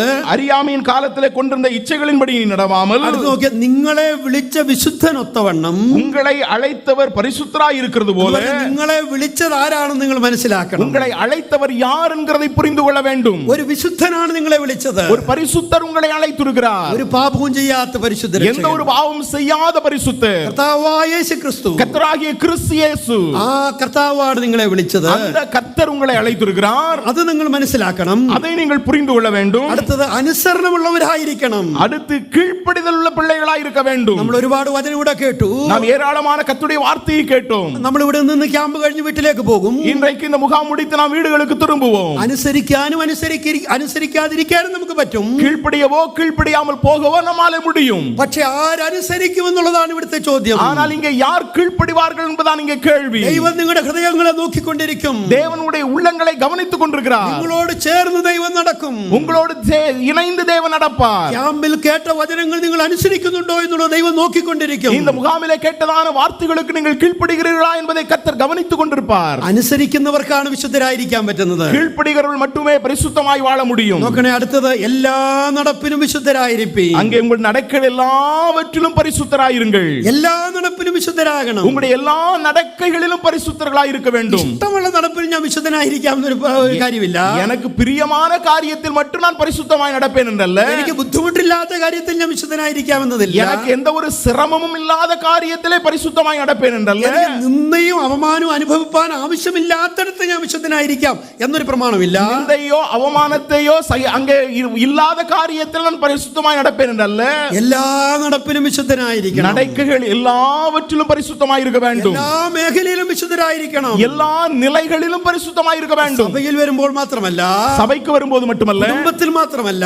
வீட்டில் வரும்போது மட்டுமல்ல, സമൂഹത്തിൽ മാത്രമല്ല, சமுதாயத்தில் மட்டுமல்ல, കലാലയത്തിൽ മാത്രമല്ല, நான் படிக்கக்கூடிய பள்ளிக்கூடத்தில் மட்டுமல்ல, ബിസിനസ് മേഖലയിൽ മാത്രമല്ല, தொழில் செய்யக்கூடிய இடத்தில் மட்டுமல்ல, തൊഴിൽ മേഖലകളിൽ മാത്രമല്ല, மற்ற இடங்களில் மட்டுமல்ல, എല്ലാ മേഖലയിലും നമ്മൾ വിശുദ്ധരായിരിക്കണം. எல்லா இடங்களில் நான் பரிசுத்தனாய் இருக்க வேண்டும். അതാണ് വിശുദ്ധ ജീവിതം എന്ന് പറയുന്നത്. அதான் பரிசுத்த வாழ்க்கை என்று சொல்கிறது. കർത്താവ് നമ്മളെ സഹായിക്കട്ടെ. ஆண்டவர் நமக்கு உதவி செய்வாராக. വിശുദ്ധ ജീവിതം നമ്മളിൽ പ്രാവർത്തികമാക്കുവാൻ, பரிசுத்தமான வாழ்க்கையை நம்மளே நடைமுறைக்கு கொண்டு வர, നമ്മളെ തന്നെ ദൈവകരങ്ങളിൽ ഏൽപ്പിച്ച് ശുദ്ധീകരിക്കുവാൻ, நம்மை நாமே தேவனுடைய கரங்களிலே ஒப்பு கொடுத்து நம்மை பரிசுத்தம் செய்ய 3 പടികൾ ഞാൻ 3 വാക്യങ്ങളിലൂടെ ഓർപ്പിക്കാൻ ആഗ്രഹിക്കുന്നു. 3 படிகளை அல்லது நிலைகளை 3 வசனங்களின் மூலமாய் நான் சொல்ல விரும்புகிறேன். എനിക്ക് എങ്ങനെ വിശുദ്ധനായി തീരാനായിട്ട് കഴിയും? நான் எவ்விதமாக பரிசுத்தனாய் மாற முடியும்? എന്റെ പോരായ്മകൾ ദൈവത്തോട് എങ്ങനെ ഏറ്റുപറഞ്ഞ് ഞാൻ ശുദ്ധീകരണം പ്രാപിക്കാനായിട്ട് കഴിയും? என்னுடைய குறைவுகளை எவ்விதமாக தேவனிடத்தில் நான் அறிக்கை செய்து நான் சுத்திகரிக்கப்பட முடியும்? ഒന്നാമത്തെ വാക്യം, முதலாவது வசனம், സങ്കീർത്തനങ്ങൾ 51:3. சங்கீதங்களின் புத்தகம் 50ஆம் சங்கீதத்தினுடைய 3ஆம் வசனத்தை நாம் வாசிக்கும் போது, 51 സങ്കീർത്തനം 3 വാക്യം, 51:3 நாம் வாசிக்கிறோம். എന്റെ ലംഘനങ്ങളെ ഞാൻ അറിയുന്നു, என் மீறுதல்களை நான் அறிந்திருக்கிறேன். എന്റെ ലംഘനങ്ങളെ ഞാൻ അറിയുന്നു. என் மீறுதல்களை நான் அறிந்திருக்கிறேன். ദൈവമക്കളെ, தேவனுடைய பிள்ளைகளே, അനുദിന ജീവിതത്തിലെ വിശുദ്ധീകരണത്തിന് நம்முடைய வாழ்க்கையின் பரிசுத்தத்திற்கு ഒന്നാമത്തെ സ്റ്റെപ്പ് എന്ന് പറയുന്നത് முதல் படி என்று சொல்கிறது, എന്റെ ലംഘനങ്ങളെ ഞാൻ അറിയണം. என்னுடைய மீறுதல்களை நான் அறிய வேண்டும். പല ആളുകൾക്കും അത് യാതൊരു അറിവുമില്ല. ஆனா அநேகருக்கு அதுல எந்த ஒரு அறிவும் இல்லை. തെറ്റ് ചെയ്യുന്നു, தவறு செய்கிறார்கள், അങ്ങനെ അങ്ങ് പോകുന്നു. அது அப்படியே போய் கொண்டிருக்கிறார்கள். എന്നാൽ അതിലുള്ള അറിവ് ഇല്ലാത്ത ഒരുപാട് ആളുകളുണ്ട്. ஆனால் இன்றைக்கு அந்த தவறை குறித்த அறிவில்லாத அநேகர் இன்றைக்கு இருக்கிறார்கள். നമ്മുടെ ലംഘനങ്ങളെ നമ്മൾ അറിയണം. நம்முடைய மீறுதல்களை நாம் அறிய வேண்டும். രണ്ടാമത്തെ വാക്യം, 2வது வசனம், 1 യോഹന്നാൻ 1 யோவான் 1 അധ്യായം 1ஆம் அதிகாரம் 9 വാക്യം, 9ஆம் வாக்கியம், നമ്മുടെ ലംഘനങ്ങളെ ഏറ്റുപറയണം. நம்முடைய மீறுதல்களை நாம் அறிக்கை செய்ய வேண்டும். 1 ലംഘനങ്ങളെ അറിയണം, 1 நம்முடைய மீறுதல்களை நாம் அறிந்திருக்க வேண்டும். 2 ലംഘനങ്ങളെ ഏറ്റുപറയണം. நம்முடைய பாவங்களை நாம் அறிக்கை செய்ய வேண்டும். നാം നമ്മുടെ പാപങ്ങളെ ഏറ്റുപറയുന്നുവെങ്കിൽ, நாம் நம்முடைய பாவங்களை அறிக்கை செய்வோமாகில், ഇത് രക്ഷിക്കപ്പെടാത്തവരോട് പറയുന്ന വാക്യമല്ല, இது ரட்சிக்கப்படாதவர்களுக்கு சொல்லப்பட்டிருக்க ஒரு வார்த்தை அல்ல, ദൈവമക്കളോടുള്ള വാക്യമാണ്. தேவ பிள்ளைகளோடுள்ளதான வார்த்தை. നാം നമ്മുടെ പാപങ്ങളെ ഏറ്റുപറയണം. நாம் நம்முடைய பாவங்களை அறிக்கை செய்ய வேண்டும். 1 അറിയണം, 1 அறிய வேண்டும், 2 ഏറ്റുപറയണം. 2 அறிக்கை செய்ய வேண்டும். ഏറ്റുപറയാന്ന് പറഞ്ഞാൽ എന്താണ്? அறிக்கை செய்தல் என்றால் என்ன? ഞാൻ ഡിസംബർ 31 ഏറ്റുപറയാറുണ്ട്. நான் டிசம்பர் 31ஆம் தேதி நான் அறிக்கை செய்வேன். അതും ചിലരൊക്കെ ഏറ്റുപറയുന്നത് കേട്ടാൽ വലിയ രസമാണ് കേൾക്കാൻ. சிலர் அதை அறிக்கை செய்கிற பார்க்கும்போது ரொம்ப ரசனையா இருக்கும். ദൈവമേ ഈ വർഷം ഞാൻ നിനക്ക് ഇഷ്ടമില്ലാത്തത് വല്ലതും ചെയ്തു പോയിട്ടുണ്ടെങ്കിൽ ஆண்டவரே இந்த வருஷம் உமக்கு பிரியமில்லாத ஏதாவது காரியத்தை நான் செஞ்சிருப்பேன்னா എന്ന് പറഞ്ഞാൽ ഞാൻ എത്ര ചിന്തിച്ചിട്ടും എനിക്കൊന്നും പിടികിട്ടുന്നില്ല. நான் அப்படின்னு சொன்னா நான் எவ்வளவோ யோசித்து பார்த்து எனக்கு ஒன்றும் தெரியல. പിന്നെ അവിടുന്ന് സർവജ്ഞാനിയാണല്ലോ. நீர் சர்வ ஞானியா இருக்கிறீரே. അവിടുത്തെ സർവജ്ഞാനത്തിൽ ഒന്ന് നോക്കുമ്പോൾ വല്ലതും ഉണ്ടെങ്കിൽ എന്നോട് അങ്ങ് ക്ഷമിക്കണം. ஒருவேளை உடைய சர்வ ஞானத்துல நீங்க பார்க்கும்போது ஏதாவது தப்பு இருந்துச்சுன்னா கொஞ்சம் மன்னிச்சுக்கோங்க. ഞാൻ ഇന്ന് പകൽ വളരെ വ്യക്തമായിട്ട് പറയുന്നു. நான் இதை மிக தெளிவாய் சொல்கிறேன். ഏറ്റുപറച്ചിൽ എന്ന് പറഞ്ഞാൽ അങ്ങനെയുള്ളതല്ല. அங்கே அறிக்கை செய்தல் என்றால் அப்படிப்பட்டது அல்ல. നമുക്കറിയാം പണ്ടത്തെ കാലത്തൊക്കെ പ്രസംഗം ഏറ്റുപറയുന്ന ഒരു രീതി ഉണ്ടായിരുന്നു. മുൻകാലങ്ങളിലെ இந்த பிரசங்கத்தை எடுத்து சொல்லக்கூடியதான முறை இருந்தது.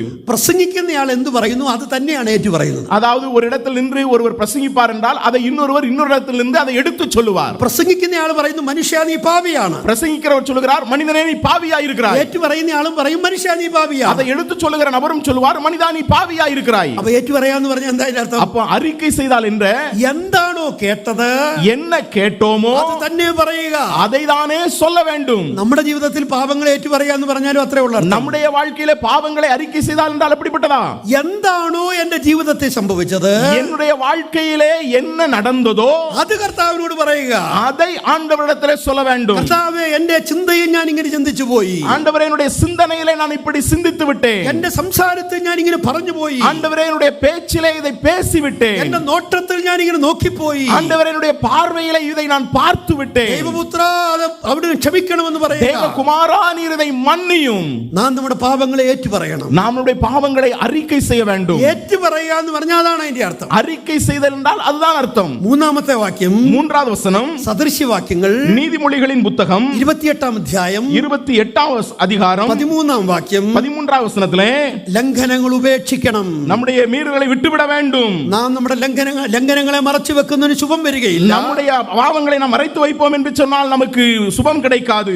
അവയെ ഏറ്റുപറഞ്ഞ ഉപേക്ഷിക്കുന്നവനോ കരുണ ലഭിക്കും. அங்கே அறிக்கை செய்து விட்டுவிடுகிறவனுக்கோ இரக்கம் கிடைக்கும். ഏറ്റുപറഞ്ഞ മാത്രം പോരാ, அங்கே விட்டுவிட்டால் மட்டும் போதாது, ഉപേക്ഷിക്കണം. அங்கே அதை அறிக்கை செய்தால் மட்டும் போதாது, விட்டுவிட வேண்டும். ഇന്ന് പാപം ചെയ്തു, இன்றைக்கு பாவம் செய்தேன், നാളെ ഏറ്റുപറഞ്ഞു, நாளைக்கு அறிக்கை செய்தேன், പിന്നെയും പാപം ചെയ്തു, மறுபடியும் பாவம் செய்தேன், പിന്നെയും ഏറ്റുപറഞ്ഞു, மறுபடியும் அறிக்கை செய்தேன், പിന്നെയും പാപം ചെയ്തു, மறுபடியும் பாவம் செய்தேன், പിന്നെയും ഏറ്റുപറഞ്ഞു, மறுபடியும் அறிக்கை செய்தேன். ഇത് കൊള്ളാമല്ലോ, ஓ இது நல்லா இருக்கே, രക്ഷ ഭദ്രവുമാണെന്നുള്ള ഉപദേശവും ഉണ്ട്. அங்கே ரட்சிப்பு நிச்சயம் அது பத்திரமானது என்பது ஒரு போதனை இருக்குது. പ്രിയപ്പെട്ടവരെ, നാം വാസ്തവമായി ഏറ്റുപറഞ്ഞാൽ, அருமையானவர்களே, உண்மையாக நாம் அறிக்கை செய்வோமாகில் അത് ഉപേക്ഷിക്കുവാനും നമ്മൾ തയ്യാറാകും. அதை நாம் விட்டு விடுகிறதற்கு ஆயத்தமாவோம். ദാവീദ് അതിന് നല്ലൊരു ഉദാഹരണമാണ്. தாவீது அதற்கு நல்ல ஒரு உதாரணம். ദാവീദ് പാപം ചെയ്തു, தாவீது பாவம் செய்தார். അതിന്റെ തിക്താനുഭവങ്ങൾ വളരെയധികം താൻ അനുഭവിച്ചു. அதனுடைய எல்லா விதமான விளைவுகளை அவர் அனுபவித்தார். ഒടുവിൽ താൻ പറയുന്ന ഒരു വാക്യം സങ്കീർത്തനങ്ങൾ 101:3 இறுதியாக அவர் சொல்லக்கூடியதான ஒரு வார்த்தை சங்கீதங்கள் 101:3 சொல்லப்பட்டிருக்கிறது. ദൈവമേ, ഒരു നീച കാര്യം ഇനി എന്റെ കണ്ണിന് മുമ്പിൽ ഞാൻ വെക്കുകയില്ല. ஆண்டவரே, இனி எந்த விதமான நீச காரியத்தை நான் என்னுடைய கண்களுக்கு முன்னதாக வைக்க மாட்டேன். എന്തോ ഒരു യഥാർത്ഥമായ ഏറ്റുപറച്ചിലാണ്. ஓ எவ்வளவு உண்மையான ஒரு அறிக்கை എന്ന് പറഞ്ഞാൽ ഇനി എന്റെ ജീവിതത്തിൽ അങ്ങനെ ഉണ്ടാവുകയില്ല. ஆண்டவரே, இனி என்னுடைய வாழ்க்கையிலே அது காணப்படாது. ഞാൻ നോക്കിയത് നോക്കി ഇനി അങ്ങനെ നോക്കുകയില്ല. நான் அதை பார்த்தேன், ஆனால் இனி நான் அதை பார்க்க மாட்டேன். ഞാൻ കണ്ടത് കണ്ടു, ഇനി അങ്ങനെ കാണുകയില്ല. நான் பார்த்ததுதான், இனி நான் அதை பார்க்க மாட்டேன். ഇനി എന്റെ ജീവിതത്തിൽ അങ്ങനെ ഉണ്ടാവുകയില്ല. இனி என்னுடைய வாழ்க்கையில் அது காணப்படாது.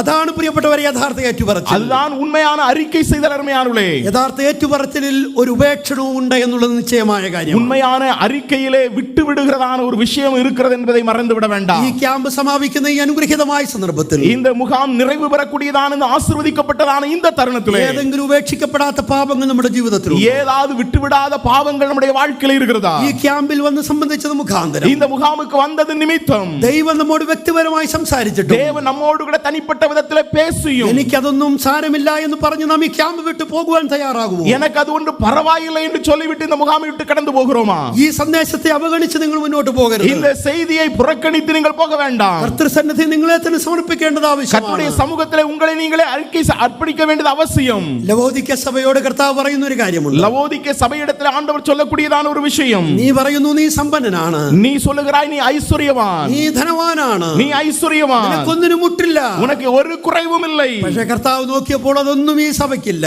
ஆனால் ஆண்டவர் பார்த்த பொழுது இந்த சபையிலே அது ஒன்றும் இல்லை. പക്ഷെ കർത്താവ് പറയാ നിനക്കിതൊക്കെ ആവശ്യമാണ്. ஆனால் ஆண்டவர் சொல்லுகிறார் உனக்கு ഇതെല്ലാം தேவை. നമുക്കറിയാം അവരുടെ ജീവിതത്തിൽ അവർ ശീതോഷ്ണവാനായിട്ട് ജീവിച്ചു എന്ന് നമ്മൾ കാണുന്നുണ്ട്. அங்கே அவர்கள் அனலுமில்லாத குளிருமில்லாத ஒரு நிலையிலே அவர்கள் இருந்தார்கள். ആത്മീകനുമല്ല അനാത്മീകനുമല്ല, அதாவது ஆவிக்குரியவனுமல்ல ஆவிக்குரியவன் இல்லாதவனும் அல்ல. വളരെ ചിന്തനീയമായ ഒരു കാര്യം അവിടെ കാണുന്നത്, ஒரு மிக சிந்திக்கக்கூடிய ஒரு விஷயம் இருக்கிறது. ഇവർ ശീതോഷ്ണവാനായി ജീവിച്ചപ്പോൾ இவர்கள் குளிர்ந்தவர்களாக இருந்த பொழுது കർത്താവ് സഭയ്ക്ക് പുറത്തു പോയി. அங்கே ஆண்டவர் சபைக்கு வெளியே போய்விட்டார். നിങ്ങൾ ശീതോഷ്ണവാനായിട്ട് ജീവിച്ചോ, நீங்கள் குளிர்ந்து வாழுங்கள், നിങ്ങളുടെ കൂടെ നിൽക്കാൻ എനിക്ക് പറ്റത്തില്ല, உங்களோடு இருக்க என்னாலே முடியாது. കർത്താവ് സഭയ്ക്ക് പുറത്താണ്, ஆண்டவர் சபைக்கு வெளியே. അയ്യോ കർത്താവ് സഭയ്ക്ക് പുറത്തു പോയി ഇനി ഒരു മാർഗവും ഇല്ല എന്ന് ചിന്തിക്കാനും കാര്യമില്ല. ஓ ஆண்டவர் சபைக்கு வெளியே போயிட்டாரே இனி வேற வழியே இல்லையா என்று யோசிக்க வழி இல்லை. കർത്താവ് അവിടെ നിന്ന് മുട്ടിക്കൊണ്ടിരിക്കുകയാണ്. ஆண்டவர் அங்கே தட்டி கொண்டிருக்கிறார். ആരെങ്കിലും എന്റെ ശബ്ദം കേട്ടു വാതിൽ തുറന്നു. யாராவது என்னுடைய சத்தத்தை கேட்டு கதவை திறப்பாயா? പ്രിയപ്പെട്ടവരെ, നമ്മുടെ ജീവിതത്തിൽ എന്തെങ്കിലും പോരായ്മകളുണ്ടോ? அருமையானவர்களே, நம்முடைய வாழ்க்கையில ஏதாவது குறைவுகள் இருக்கிறதா? ഇന്ന് പലരുടെയും ജീവിതത്തിൽ നിന്ന് കർത്താവ് വെളിയിലാണ്. இன்றைக்கு அநேகருடைய வாழ்க்கையில ஆண்டவர் இன்றைக்கு வெளியே இருக்கிறார். പല സഭകളിൽ നിന്നും കർത്താവ് വെളിയിലാണ്. பல சபைகளுக்கு வெளியே இருக்கிறார். പല കുടുംബങ്ങളിൽ നിന്നും കർത്താവ് വെളിയിലാണ്. பல குடும்பங்களிலும் ஆண்டவர் வெளியே இருக்கிறார். പക്ഷെ വെളിയിൽ നിന്ന് കർത്താവ് മുട്ടുകയാണ്. ஆனால் வெளியில் இருந்து ஆண்டவர் தட்டி கொண்டிருக்கிறார். ഞാൻ നിന്നെ ക്യാമ്പിലേക്ക് അയച്ചു, நான் உன்னை முகாமுக்கு அனுப்பினேன், ദൈവികമായ സന്ദേശങ്ങൾ ഞാൻ നിന്നെ കേൾപ്പിച്ചു, அங்கே தெய்வீக ஆவிக்குரிய சத்தியங்களை கேட்க செய்தேன். നിനക്ക് മടങ്ങി വരാൻ മനസ്സുണ്ടോ? நீ மடங்கி திரும்பி வர மனது இருக்கிறதா? നിനക്ക് ജീവിതത്തെ തിരുത്തുവാൻ മനസ്സുണ്ടോ? உன்னுடைய வாழ்க்கையை சரி செய்ய மனது இருக்கிறதா? എങ്കിലേക്ക് യഥാസ്ഥാനപ്പെട്ടു വരുവാൻ നിനക്ക് മനസ്സുണ്ടോ? நீ மறுபடியும் யதார்த்தமான நிலைக்கு வருகிறதற்கு மனது இருக்கிறதா? കർത്താവ് പറയുക, ഞാൻ നിന്നെ സമ്പന്നനാക്കാം, ஆண்டவர் சொல்கிறார், நான் உன்னை ஐஸ்வர்யவானாக்குகிறேன், ഞാൻ നിന്റെ കണ്ണിന് കാഴ്ച തരാം, நான் உன்னுடைய கண்களுக்கு பார்வை தருகிறேன், ഞാൻ നിന്റെ നഗ്നത മാറ്റാം, உன்னுடைய நிர்வாணத்தை நான் மறைக்கிறேன். ഇതിനെല്ലാം എന്റെ കയ്യിൽ വസ്തുക്കളുണ്ട്, இதற்கெல்லாம் என்னுடைய கையில் அதற்குரியதான காரியங்கள் உண்டு. പക്ഷെ എങ്ങനെ തരാമെന്നാ പറഞ്ഞത്? ஆனால் எப்படி தருகிறேன் என்று சொன்னார்? എങ്ങനെ തരാമെന്നാ പറഞ്ഞത്? எப்படி தருகிறேன் என்று சொன்னார்? എങ്ങനെ തരാമെന്നാ പറഞ്ഞത്? எப்படி தருகிறேன் என்று சொன்னார்? എന്നോട് വിലയ്ക്ക് വാങ്ങുക, என்னிடத்தில் விலைக்கு வாங்கு, വിലയ്ക്ക് വാങ്ങുക എന്നാ விலை പറഞ്ഞത്. கொடுத்து വാங்கு. ഇതെന്താ, കർത്താവ് ഒരു കച്ചവടം നടത്തുകയാണോ? ஓ, இங்கே ஆண்டவர் ஒரு வியாபாரம் செய்கிறாரா? നമ്മൾ പൈസ കൊടുക്കുന്നു, സാധനം തരുന്നു, நாம பணம் கொடுக்கிறோம், பொருள் வாங்குகிறோம். അങ്ങനെയാണോ ഇവിടുത്തെ അർത്ഥം? அதுதான் இங்கே உள்ள அர்த்தம். ഇവിടെ വിലയ്ക്ക് വാങ്ങുക എന്ന് പറഞ്ഞാൽ இங்கே விலை கொடுத்து வாங்குதல் என்றால் നമ്മൾ ചിലത് കർത്താവിന് കൊടുക്കേണ്ടതായിട്ടുണ്ട്. நாம் சிலவற்றை ஆண்டவருக்கு கொடுக்க வேண்டியிருக்கிறது. എന്താ കൊടുക്കേണ്ടത്? என்ன கொடுக்க வேண்டும்? നമ്മൾ ആർക്കെങ്കിലും സുവിശേഷകന് കൂട്ടായ്മ കൊടുക്കുകയാണോ? ஒருவேளை யாராவது ஊழியக்காரர்களுக்கு காணிக்கை கொடுப்பதா? നാം സ്തോത്ര കാഴ്ച ഇടുന്നതാണോ? அல்லது சபையிலே காணிக்கை போடுவதா? ക്യാമ്പിന് സംഭാവന കൊടുക്കുന്നതാണോ? அல்லது முகாமுக்கு அதற்குரியதான ஏதாவது ஒரு தொகை கொடுப்பதா? അതൊക്കെ നല്ല കാര്യമാണ്, அதெல்லாம் நல்லதுதான். പക്ഷെ ഇവിടെ പറയുന്ന വില അതൊന്നുമല്ല. ஆனால் இங்கே சொல்லப்பட்டிருக்கிற விலை அது அல்ல. ഞാൻ എന്നെ തന്നെ കർത്താവിന്റെ കരങ്ങളിൽ സമർപ്പിക്കുക, நான் என்னை நானே ஆண்டவருடைய கரங்களிலே ஒப்பு கொடுப்பேன். എന്റെ കർത്താവേ, ഞാൻ ചില കാര്യങ്ങൾ വിടുവാൻ തയ്യാറാണ്. ஆண்டவரே, சில காரியங்களை விடுகிறதற்கு நான் ஆயத்தமாகிறேன். ഞാൻ പിടിച്ചുകൊണ്ടിരുന്ന ചില പാപങ്ങൾ ഞാൻ വിട്ടുകളയാൻ ஆண்டவரே, நான் பற்றி பிடித்திருக்கிற பாவங்களை நான் விட்டுவிட விரும்புகிறேன். എനിക്ക് സന്തോഷകരമായിരുന്ന ചില കാര്യങ്ങളെ ത്യജിക്കുവാൻ ഞാൻ തയ്യാറാവുകയാണ്. எனக்கு இன்பமாய் எண்ணிக்கொண்டு நான் சில காரியங்களை நான் விட்டுவிட ஆயத்தமாகிறேன். നമ്മളുടെ പാട്ടിൽ ഓർത്തതുപോലെ ഗോതമ്പ് മണി നിലത്ത് വീഴും ചാകുന്നത് പോലെ ഞാൻ ചാകാൻ തയ്യാറാണ് நான் കർത്താവേ. பாட்டிலே நினைவு கூர்ந்தது போல கோதுமை நிலத்தில் வந்து சாகிறது போல நான் சாக ஆயத்தம். എനിക്ക് അങ്ങേക്ക് വേണ്ടി ജീവിക്കുവാൻ ആഗ്രഹമുണ്ട് കർത്താവേ. ஆண்டவரே, உமக்காக வாழ நான் விரும்புகிறேன். ലോകത്തോടുള്ള സ്നേഹം ഞാൻ ത്യജിക്കുന്നു കർത്താവേ. உலகத்தோடுள்ளதான அன்பை நான் வெறுக்கிறேன். കൺമോഹം ജഡമോഹം ജീവനത്തിന്റെ പ്രതാപത്തെ ഞാൻ വെറുക്കുന്നു കർത്താവേ. கண்கள் நிச்சை மாம்சத்தின் நிச்சை ஜீவனத்தின் பெருமையை நான் வெறுக்கிறேன். ഞാനിത് അങ്ങേക്ക് വിലയായി തരുന്നു കർത്താവേ. ஆண்டவரே, என்னை நானே உமக்கு விலையாய் கொடுக்கிறேன். ഇത് വിലയായി തരുമ്പോൾ കർത്താവ് നമുക്ക് ഇങ്ങോട്ട് തരും. அவ்விதமாக நம்மை விலையாய் கொடுக்கும் பொழுது ஆண்டவர் நமக்கு திரும்ப தருவார். നമ്മളെ ആത്മീക സമ്പന്നരാക്കും, நம்மை ஆவிக்குரிய ஐஸ்வர்யவான்களாய் மாற்றுவார். കോയമ്പത്തൂരും പരിസര പ്രദേശങ്ങളിലുള്ള വിലയേറിയ ദൈവജനമേ, கோயம்புத்தூரை சுற்றி இருக்கக்கூடியதான தேவனுடைய பிள்ளைகளே, നമ്മൾ ആത്മീക പ്രബുദ്ധരാകണമെന്നുള്ളതാണ് ദൈവം நாம் ആഗ്രഹിക്കുന്നത്. ஆவிக்குரிய பிரபுக்களாய் மாற வேண்டும் என்று ஆண்டவர் விரும்புகிறார். നമ്മൾ ദൈവത്തിന് പ്രയോജനമുള്ളവരായി തീരണം. நாம் தேவனுக்கு பிரயோஜனப்படுகிறவர்களாய் மாற வேண்டும். ദൈവത്തെ പ്രസാദിപ്പിച്ച് ജീവിക്കണം. தேவனை பிரியப்படுத்தி வாழ வேண்டும். നമ്മുടെ ജീവിതത്തിൽ എന്തെങ്കിലും കുറവുകളുണ്ടോ? நம்முடைய வாழ்க்கையில ஏதாவது குறைகள் இருக்கிறதா? എന്തെങ്കിലും വിട്ടുകളയാനുണ്ടോ? ஏதாவது விட்டுவிட வேண்டி இருக்கிறதா? വിട്ടുകളയാതെ ഒന്നും നമ്മൾ ഇവിടെ ഒന്ന് പോകരുത്. அங்கே விட்டுவிடாதபடிக்கு ஒன்று நாம் இங்கே விட்டு போக கூடாது. കർത്താവ് പറയാ, എന്നോട് വിലയ്ക്ക് വാങ്ങിക്കൊള്ളുക. ஆண்டவரே, என்னை நீர் விலை கொடுத்து என்னை விலைக்கு வாங்கிக் கொள்ளும். നീ ആത്മീക സമ്പന്നനാകാൻ ഞാൻ നിനക്ക് പൊന്നു തരാം. என்னை ஆவிக்குரிய ஐஸ்வர்யமாக்க என்னை ஒப்புக் கொடுக்கிறேன். ആത്മീക നഗ്നത മാറാൻ ഞാൻ നിനക്ക് വെള്ള വസ്ത്രം തരാം. என்னுடைய ஆவிக்குரிய நிர்வாணத்தை மறைக்கிறதற்கு வெல்வஸ்திரம் தருகிறேன் என்று சொன்னார். നിന്റെ ഹൃദയത്തിന്റെ കണ്ണുകൾക്ക് കാഴ്ച ലഭിക്കാൻ ഞാൻ നിനക്ക് കണ്ണിൽ എഴുതാൻ ലേപം തരാം. அங்கே உன்னுடைய கண்கள் ஆவிக்குரிய கண்களை வெளிச்சமாக்குறதுக்கு நான் கலிக்கம் தருகிறேன் என்று சொல்கிறார். പക്ഷെ വെറുതെ തരികയില്ല, ஆனா சும்மா தர மாட்டார். വില തരണം. என்ன தரணும்? வேணும். നീ ചില സമർപ്പണം എന്നോട് ചെയ്യണം. நீ என்னோடு கூட உன்னை அர்ப்பணிக்க வேண்டும். നമ്മുടെ സമയമാകുന്നതിന് മുമ്പ് ഞാൻ വാക്കുകളെ ഉപസംഹരിക്കുവാൻ, நம்முடைய நேரம் முடிகிறதுக்கு முன்னதாக என்னுடைய வார்த்தைகளுக்கு முற்றுப்புள்ளி வைக்க விரும்புகிறேன். ദൈവസന്നിധി നമ്മുടെ തലകളെ വണങ്ങും. நம்முடைய தேவ சமூகத்தில் நம்முடைய தலைகளை தாழ்த்துவோம். നമ്മുടെ ക്യാമ്പ് ഇവിടെ അവസാനിക്കുമ്പോൾ, நம்முடைய முகாம் இப்பொழுது நிறைவு பெறும்போது, ദൈവത്തിന്റെ ആത്മാവ് നമ്മോട് ഈ ദിവസങ്ങളിൽ സംസാരിച്ചു. தேவனுடைய ஆவியானவர் இந்த நாட்களில் நம்மோடு கூட பேசினார். നമ്മൾ ആരും യാദൃച്ഛികമായിട്ട് ഇവിടെ വന്നതല്ല. நாம் யாரோ தற்செயலாக இங்கே வரவில்லை. ദൈവം നമ്മളെ കൊണ്ടുവന്നതാണ്. தேவன் நம்மை கொண்டு வந்திருக்கிறார். ഈ വചനം ദൈവം നമ്മളെ കേൾപ്പിച്ചതാണ്. இந்த வார்த்தைகளை தேவன் நம்மை கேட்க வைத்திருக்கிறார். നാം വളരെ ത്യാഗങ്ങൾ ചെയ്ത് ഈ ക്യാമ്പിൽ വന്നു. நாம் அநேக காரியங்களை தியாகம் செய்து இந்த முகாமுக்கு வந்திருக்கிறோம். പല കാര്യങ്ങൾ മാറ്റിവെച്ചിട്ട് ഈ ദിവസം നമ്മൾ ക്യാമ്പിനായി മാറ്റിവെച്ചു. பல காரியங்களை இந்த நாட்களை ஒதுக்கி வைத்து விட்டு இந்த முகாமுக்கு வந்திருக்கிறோம். നാം ഈ ക്യാമ്പിൽ വന്നത് വെറുതെ ആയി പോകരുത്. நாம் இந்த முகாமுக்கு வந்தது வீணாய் போய்விடக் கூடாது. ദൈവത്തിന്റെ ആത്മാവ് നമ്മോട് സംസാരിക്കും. தேவ ஆவியானவர் நம்மோடு கூட பேசுகிறார். നീ ക്യാമ്പ് വിട്ടു പോകുമ്പോൾ, நீ இந்த முகாமை விட்டு கடந்து போகும்போது, എനിക്ക് എന്ത് വിലയായിട്ട് നീ തരും? நீ எனக்கு என்ன விலை கொடுப்பாய்? കർത്താവേ, എന്റെ ജീവിതത്തിലെ ഇന്ന കാര്യം ഞാൻ അങ്ങയുടെ മുമ്പിൽ സമർപ്പിക്കും. ஆண்டவரே, என்னுடைய வாழ்க்கையில இந்த விஷயத்தை உமக்கு முன்னதாக എനിക്ക് அர்ப்பணிக்கிறேன். ചില കാര്യങ്ങൾ വലിയ ഇഷ്ടമാണ് കർത്താവേ. எனக்கு இந்த காரியங்கள் அதிகமாக பிடிக்கும். എന്നാൽ അത് അങ്ങേക്ക് ഇഷ്ടമില്ല എന്ന് എനിക്കറിയാം. ஆனால் அது உமக்கு பிடிக்காது என்று எனக்கு தெரியும். ഞാൻ അത് അങ്ങയുടെ സന്നിധിയിൽ സമർപ്പിക്കും. ஆண்டவரே, அதை உம்முடைய சமூகத்திலே கொடுக்கிறேன். ആരും അറിയാത്ത പാപങ്ങൾ എന്റെ ജീവിതത്തിൽ, யாரும் அறியாத பாவம் என்னுடைய வாழ்க்கையில் இருக்கிறது. എന്റെ ഭാര്യ അറിയാത്ത, എന്റെ மனைவிக்கு தெரியாத, ഭർത്താവ് അറിയാത്ത, கணவனுக்கு தெரியாத, മക്കൾ അറിയാത്ത, பிள்ளைகளுக்கு தெரியாத, സഭയിലെ സുവിശേഷകൻ അറിയാത്ത, சபையில் ஊழியருக்கு தெரியாத, മൂപ്പന്മാരറിയാത്ത, மூப்பர்களுக்கு தெரியாத, വിശ്വാസികൾ അറിയാത്ത, உடன் விசுவாசிகளுக்கு தெரியாத കുറവുകൾ എന്റെ ജീവിതത്തിലുണ്ട്. அநேக குறைகளுடைய வாழ்க்கையில் உண்டு. കർത്താവേ, ഞാനത് ഏറ്റുപറയുന്നു എന്ന് പറയാം. ஆண்டவரே, அதை நான் அறிக்கை செய்கிறேன். നമുക്ക് ചില വില കർത്താവിന് കൊടുക്കാം. நம்மளுக்கு சில விலைகளை ஆண்டவருக்கு கொடுப்போம். കർത്താവ് നമ്മുടെ ഹൃദയത്തോട് ചേർന്ന് നിന്ന് സംസാരിക്കുക. ஆண்டவர் நம்முடைய இருதயத்தோடு கூட பேசுகின்றார். എന്തു വില കർത്താവിന് കൊടുക്കും? ஆண்டவருக்கு என்ன விலை கொடுப்போம்? ഞാൻ വളരെ സ്നേഹത്തോട് പറയട്ടെ, நான் மிக அன்போடு கூட சொல்கிறேன். ആരും ഒരു വിലയും കൊടുക്കാതെ ഈ ക്യാമ്പ് വിട്ടു പോകരുത്. யாரும் எந்த ஒரு விலையும் கொடுக்காதபடிக்கு இந்த முகாமை விட்டு போக வேண்டாம். കർത്താവിനോട് നമുക്ക് എന്ത് സംസാരിക്കാനാണ്? ஆண்டவர் நம்மோடு கூட பேசுகிறார். ഇതുവരെയും ദൈവം നമ്മോട് സംസാരിക്കും. இதுவரைக்கும் தேவன் நம்மோடு கூட பேசுகிறார். ഒരു നിമിഷം നമുക്ക് മാറ്റിവെക്കാം. ஒரு நிமிடம் நாம் ஒதுக்கி வைப்போம். നമുക്ക് കർത്താവിനോട് എന്തെങ്കിലും ഒന്ന് പറയാം. நாம் ஆண்டவரிடத்தில் ஏதாவது சொல்லுவோமே. എന്നോട് ഇത്രയും നേരം സംസാരിച്ച കർത്താവ്, ஆண்டவரே, இவ்வளவு நேரம் என்னோடு பேசினீரே, ഞാൻ അങ്ങയോട് എന്താണ് പറയാനുള്ളത്? நான் உம்மிடத்திலே நான் சொல்லுகிற காரியங்கள், നമ്മുടെ வாയിൽ നിന്ന് ഒരു വാക്ക് കേൾക്കാൻ കർത്താവ്, ஒரு வார்த்தை நம்மிடத்திலிருந்து கேட்க ஆண்டவர் ஆயத்தமாய் இருக்கிறார். നമ്മുടെ ഹൃദയത്തിലെ ഒരു വാക്ക് കർത്താവ് കേൾക്കാൻ ആഗ്രഹിക്കുന്നു. நம்முடைய இருதயத்திலிருந்து ஒரு வார்த்தையை கேட்க ஆண்டவர் ஆயத்தமாய் இருக்கிறார். കർത്താവിന്റെ മനസ്സിനെ നമ്മൾ വേദനിപ്പിക്കരുത്. ஆண்டவருடைய மனதை நாம் வேதனைப்படுத்த வேண்டாம். കർത്താവേ, ഞാൻ അങ്ങയുടെ മുമ്പാകെ ഇത് സമർപ്പിക്കും. ஆண்டவரே, உமக்கு முன்னதாக என்னை அர்ப்பணிக்கிறேன். ആത്മീകമായി എന്നെ പണിയണമേ എന്ന് പറയാം. ஆவிக்குரிய நிலையில் இதை நாம் அர்ப்பணிப்போம். കർത്താവേ, അങ്ങേക്ക് വേണ്ടി എന്നെ പ്രയോജനപ്പെടുത്തണമേ എന്ന് പറയാം. ஆண்டவரே, உமக்காக என்னை பயன்படுத்தும் என்று சொல்லுவோம். ആര് കർത്താവിനോട് എന്ത് പറയാനായിട്ടുണ്ട്? ஆண்டவரிடத்தில் இதை சொல்லுகிறதற்கு யார் இருக்கிறீர்கள்? കർത്താവിന് സന്നിധിയിൽ വിലയായിട്ട് അർപ്പിക്കുവാൻ എന്ത് നമുക്കുണ്ട്? ஆண்டவருக்காக விலை கொடுக்கிறதற்காக யார் இருக்கிறீர்கள்? കർത്താവേ, അങ്ങയുടെ സന്നിധിയിൽ ഞാൻ എന്നെ സമർപ്പിക്കുന്നു എന്ന് പറയാം. ஆண்டவரே, உம்முடைய சமூகத்திலே என்னை ஒப்புவிக்கிறேன் என்று சொல்லுவோம். കർത്താവേ, എന്നെ കടന്നങ്ങ് പോകരുതേ എന്ന് നമുക്ക് പറയാം. ஆண்டவரே, என்னை கடந்து போகாதிரும் என்று சொல்லுவோம். എന്നെ തള്ളിക്കളയരുതേ എന്ന് നമുക്ക് പറയാം. ஆண்டவரே, என்னை புறக்கணியாதிரும் என்று சொல்லுவோம். ജീവിതത്തിൽ എന്തെങ്കിലും നമുക്ക് കർത്താവിനോട് പറയാനുണ്ടെങ്കിൽ പറഞ്ഞാട്ടെ. நம்முடைய வாழ்க்கையிலே ஏதாவது இப்பொழுது ஆண்டவரிடத்தில் சொல்ல வேண்டும் என்றால், കർത്താവേ, ഞാൻ എൻ്റെ ഇന്ന കുറവ് അങ്ങയുടെ സന്നിധിയിൽ ഏറ്റു പറയാം. ஆண்டவரே, இந்த குறையை உம்முடைய சமூகத்தை நான் அறிக்கை செய்கிறேன். ഞാൻ ഇനി ആ കാര്യം ആവർത്തിക്കയില്ല കർത്താവ്. நான் இந்த விஷயத்தை நான் மறுபடியும் செய்ய மாட்டேன். ഞാൻ ഇന്ന കാര്യം അങ്ങയുടെ സന്നിധിയിൽ ഞാൻ ഏറ്റു പറയുന്നു. ஆண்டவரே, இந்த விஷயத்தை உம்முடைய சமூகத்தை நான் அறிக்கை செய்கிறேன். ஆண்டவரே, ഞാൻ ഇനി അതിനെ സ്നേഹിക്കയില്ല കർത്താവ്. ஆண்டவரே, இனி நான் அதை நேசிக்க மாட்டேன். അങ്ങയുടെ വഴിയിൽ ഞാൻ ഇനി വിശ്വസ്തയോട് ജീവിക്കും. இனி உம்முடைய வழிகளை நான் உண்மையாய் வாழுவேன். എന്റെ സഭയെ അവിടുന്ന് അനുഗ്രഹിക്കണമേ കർത്താവ്. ஆண்டவரே, என்னுடைய சபையை நீர் ஆசீர்வதியும். സഭയിലൂടെ കർത്താവ് ആഗ്രഹിക്കുന്ന കാര്യങ്ങൾ നിറവേറ്റുവാൻ ஆண்டவரே, சபையின் மூலமாக நீர் விரும்புகிற காரியத்தை நிறைவேற்ற കർത്താവെ സഹായിക്കണം. ஆண்டவரே, உதவி செய்யும். ഈ വചനത്താൽ ദൈവം നമ്മെ എല്ലാവരെയും അനുഗ്രഹിക്കട്ടെ. இந்த வார்த்தைகளால் நம்ம ஒவ்வொருவரையும் கர்த்தர் ஆசீர்வதிப்பாராக. എല്ലാവരോടും എന്റെ നന്ദിയും സ്നേഹവും ഞാൻ അറിയിക്കുന്നു. உங்கள் யாவருக்கும் என்னுடைய அன்பை நன்றியும் தெரியப்படுத்துகிறேன். ദൈവം നമ്മെ എല്ലാവരെയും അനുഗ്രഹിക്കട്ടെ. தேவன் நம்ம எல்லோரையும் ஆசீர்வதிப்பாராக. ആ ശോഭയേറിയ തീരത്ത് വെച്ച് നമ്മൾ താമസം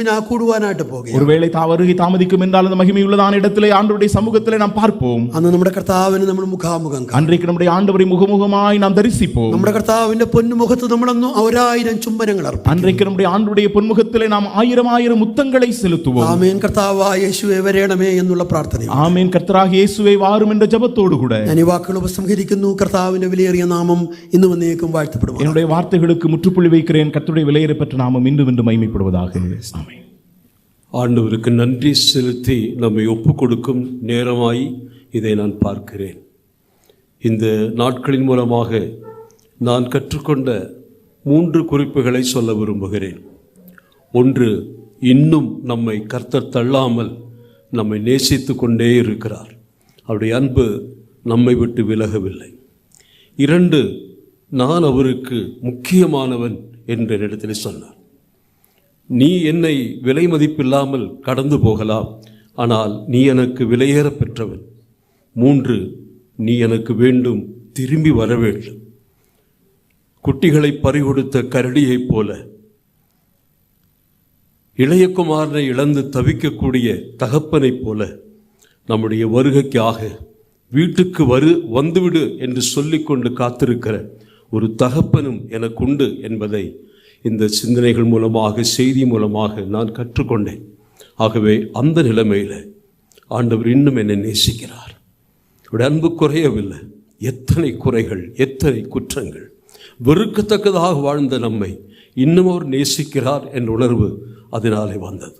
2வதாக அவர் சொன்னார், மகனே, நீ எனக்கு விலையேற பெற்றவன். நீ இல்லாமல் என்னால் வாழ முடியாது. நீ எனக்கு வேண்டும், நீ முக்கியமானவன். நீ செய்ய வேண்டிய அநேக பணிகள் எனக்காக செய்ய நீர்தான் உண்டு. நீ திரும்பி வர வேண்டும் என்ற அழைப்பை கொடுத்தார். இந்த நாளில் அவ்விதமான நிலைமையில் உள்ளத்தின் ஆழத்தில் நின்று ஆண்டுக்கு நன்றி சொல்லி ஒப்பு கொடுத்து நாம் ஜெபிப்போம். அன்புள்ள பரமபிதாவே, இன்னும் எங்களை நேசித்து கொண்டிருக்கக்கூடிய உம்முடைய மாறாத திவ்ய நேசத்திற்காக ஸ்தோத்திரம். வெறுக்கத்தக்கதான வாழ்க்கையை வாழ்கிற பரிசுத்தவான்களின் அழைக்கப்படுகிற விசுவாசிகளையும் நீர் தள்ளாமல் இன்றும் ஆண்டவரே, நான் உன்னை நேசிக்கிறேன் என்று சொல்லுகிறவருடைய வார்த்தையை நாங்கள் கேட்டோம். அது மட்டுமல்ல கர்த்தாவே, இப்படிப்பட்ட எங்களை நீர் வேண்டும் என்று சொல்லுகிறேன். நீர் எங்களை இழந்து போனீர் கர்த்தாவே. இழந்ததை தேடி வந்த தேவகுமாரன் இந்த நாளிலும் எங்களை தேடி கண்டுபிடித்ததற்காக ஸ்தோத்திரம். உம்முடைய அன்பின் சத்தத்தை நாங்கள் கேட்டோம் கர்த்தாவே. நேசரே, ஆண்டவருடைய அன்பு எவ்வளவு பெரிது கர்த்தாவே. அந்த சிலுவை எங்களுக்கு அதை சொல்லுகிறது கர்த்தாவே. கடைசி சொட்டு ரத்தம் சிந்தியாகிலும் என்னை நேசிக்க வேண்டும், என்னை மீட்க வேண்டும் என்று விரும்பின அந்த தேவ அன்புக்காக ஸ்தோத்திரம் கர்த்தாவே. எத்தனை நாட்கள் இந்த அன்பை நாங்கள் ஆண்டவரை புறக்கணித்தோம் கர்த்தாவே, அலட்சியம் செய்தோம் கர்த்தாவே. உம்மை நேசிப்பதற்கு பதிலாக உலகத்தை நேசித்த நாட்கள் உண்டு கர்த்தாவே. ஆனால் எங்களோடு கூட பேசினேன் கர்த்தாவே. ஆத்தும மணவாளனாகிய உமக்கென்று நிச்சயிக்கப்பட்டிருக்கக்கூடிய கற்புள்ள கன்னிகைகளாக நீர் எங்களை வைத்திருக்கிறேன். அந்த நிலைமையிலே தொடர்ந்து வாழ எங்களுக்கு கிருபை தாரும் கர்த்தாவே. நாங்கள் வெளியேற பெற்றவர்கள் என்பதை இன்னும் எங்களுக்கு ஞாபகப்படுத்தினீர் கர்த்தாவே. அநேகர் எங்களை விலை குறைந்தவர்களாக அற்பமாய் எண்ணும் பொழுது, மகனே, நீ எவ்வளவு விலையேற பெற்றவன், விசேஷித்தவன் என்று சொல்லி எங்களை கர்த்தாவே இன்றும் பேசி திருத்தி எங்களை மறுபடியுமாய் அழைத்து கொண்டதற்காய் ஸ்தோத்திரம். இதை நாங்கள் நம்புகிறோம் கர்த்தாவே. திரும்பி வந்ததினாலே, ஆண்டவரை கதவை திறந்ததினாலே எங்களை அன்போடு மாறோடு அழைத்து முத்தமிட்டு ஏற்றுக்கொண்டதற்காக ஸ்தோத்திரம். ஒரு விசை கூட எங்களை தாழ்த்துகிறோம் கர்த்தாவே. இந்த நாட்களிலே இந்த கூட்டத்தை இவ்வளவு சிறப்பாக கர்த்தர் நடத்தி கொடுத்தீர் கர்த்தாவே. எந்த தகுதியும் இல்லை ஆண்டவரே, எந்த திறமையும் இல்லை, எந்த ஞானமும் இல்லை கர்த்தாவே. ஆனால் நீர் எங்களுக்கு ஆலோசனை கர்த்தராய் இருந்தீர். நீர் எங்கள் சமாதான பிரபுவாய் இருந்தீர். நீர் எங்களுடைய நித்திய பிதாவாய் இருந்தீர் கர்த்தாவே. அவ்விதமாய் இந்த நாட்கள் இவ்வளவு அழகாக அற்புதமாக நடத்தி கொடுத்தீர். காலநிலை சாதகமாக்கினீர். எங்களுக்கு தேவையானது எல்லாம் சமுதரித்து தந்தீர் ஆண்டவரே. பூலோகத்துக்கு அடுத்த மன்னா எங்களுக்கு ஆசீர்வாதமாய் கொடுத்தீர். அதை விட மேலாக ஆண்டவரே, நித்திய பரலோகத்தின் மேன்மையான மன்னாவை எங்களுக்கு தந்து போஷித்திருக்கிறேன். நாங்கள் நன்றி நிறைந்துள்ளத்தோடு துதித்து கடந்து போகிறோம் கர்த்தாவே. இந்த நேரத்தில் ஒவ்வொருவரும் என் உள்ளத்தின் ஆழத்தில் நின்று உமக்கு நன்றி நன்றி நன்றி என்று சொல்லி உம்மை ஸ்துதிக்கிறோம், உம்மை ஆராதிக்கிறோம் ராஜாவே. பரிசுத்தவான்களின் ராஜாவே, உமக்கு கோடி நன்றி கர்த்தாவே. இப்பொழுது நாங்கள் பிரிகிறோம். ஆனால் கர்த்தாவே, கேட்ட வார்த்தைகளின் மூலமாக நாங்கள் அடுத்த ஆண்டு கர்த்தர் சித்தமானால் இங்கே கூடி வருகிற அந்த நேரம் மட்டுமாக கேட்ட வார்த்தைகள் உள்ளத்தின் ஆழத்தில் பதிக்கவும், அதற்கு ஏற்றபடியாய் வாழவும், கர்த்தரை மகிமைப்படுத்தி வருகைக்காக ஆயத்தப்படவும் கிருபை தாரும். இந்த ஊழியத்தை பொறுப்பேற்று நடத்தின கர்த்தருடைய தாசர்களுக்காக, பிள்ளைகளுக்காக, அதை போல பரிசுத்தவான்களுக்காக நன்றி செலுத்துகிறோம். தொடர்ந்தும் கர்த்தாவே, அடுத்த முறை கர்த்தர் வருகை தாமதித்தால் இவ்விடத்தில் நாங்கள் கூடி வர எங்களுக்கு உதவி செய்யுங்க. கனமும் துதியும் சகல மகிமையும் உமக்கே செலுத்துகிறோம். எங்களுக்காக ஜீவன் தந்தவரும், எங்களுக்காக வீட்டை ஆயத்தப்படுத்தி எங்களை மறுபடியும் சேர்க்க வருகிறவருமான ஆண்டவரும் இரட்சகரும் மீட்பெருமாகிய இயேசு கிறிஸ்துவின் பரிசுத்த நாமத்தில் மிகுந்த பணிவோடு கேட்கிறோம் அன்புள்ள பரம பிதாவே, ஆமென். என் ஆத்துமாவே கர்த்தரை ஸ்தோத்திரி.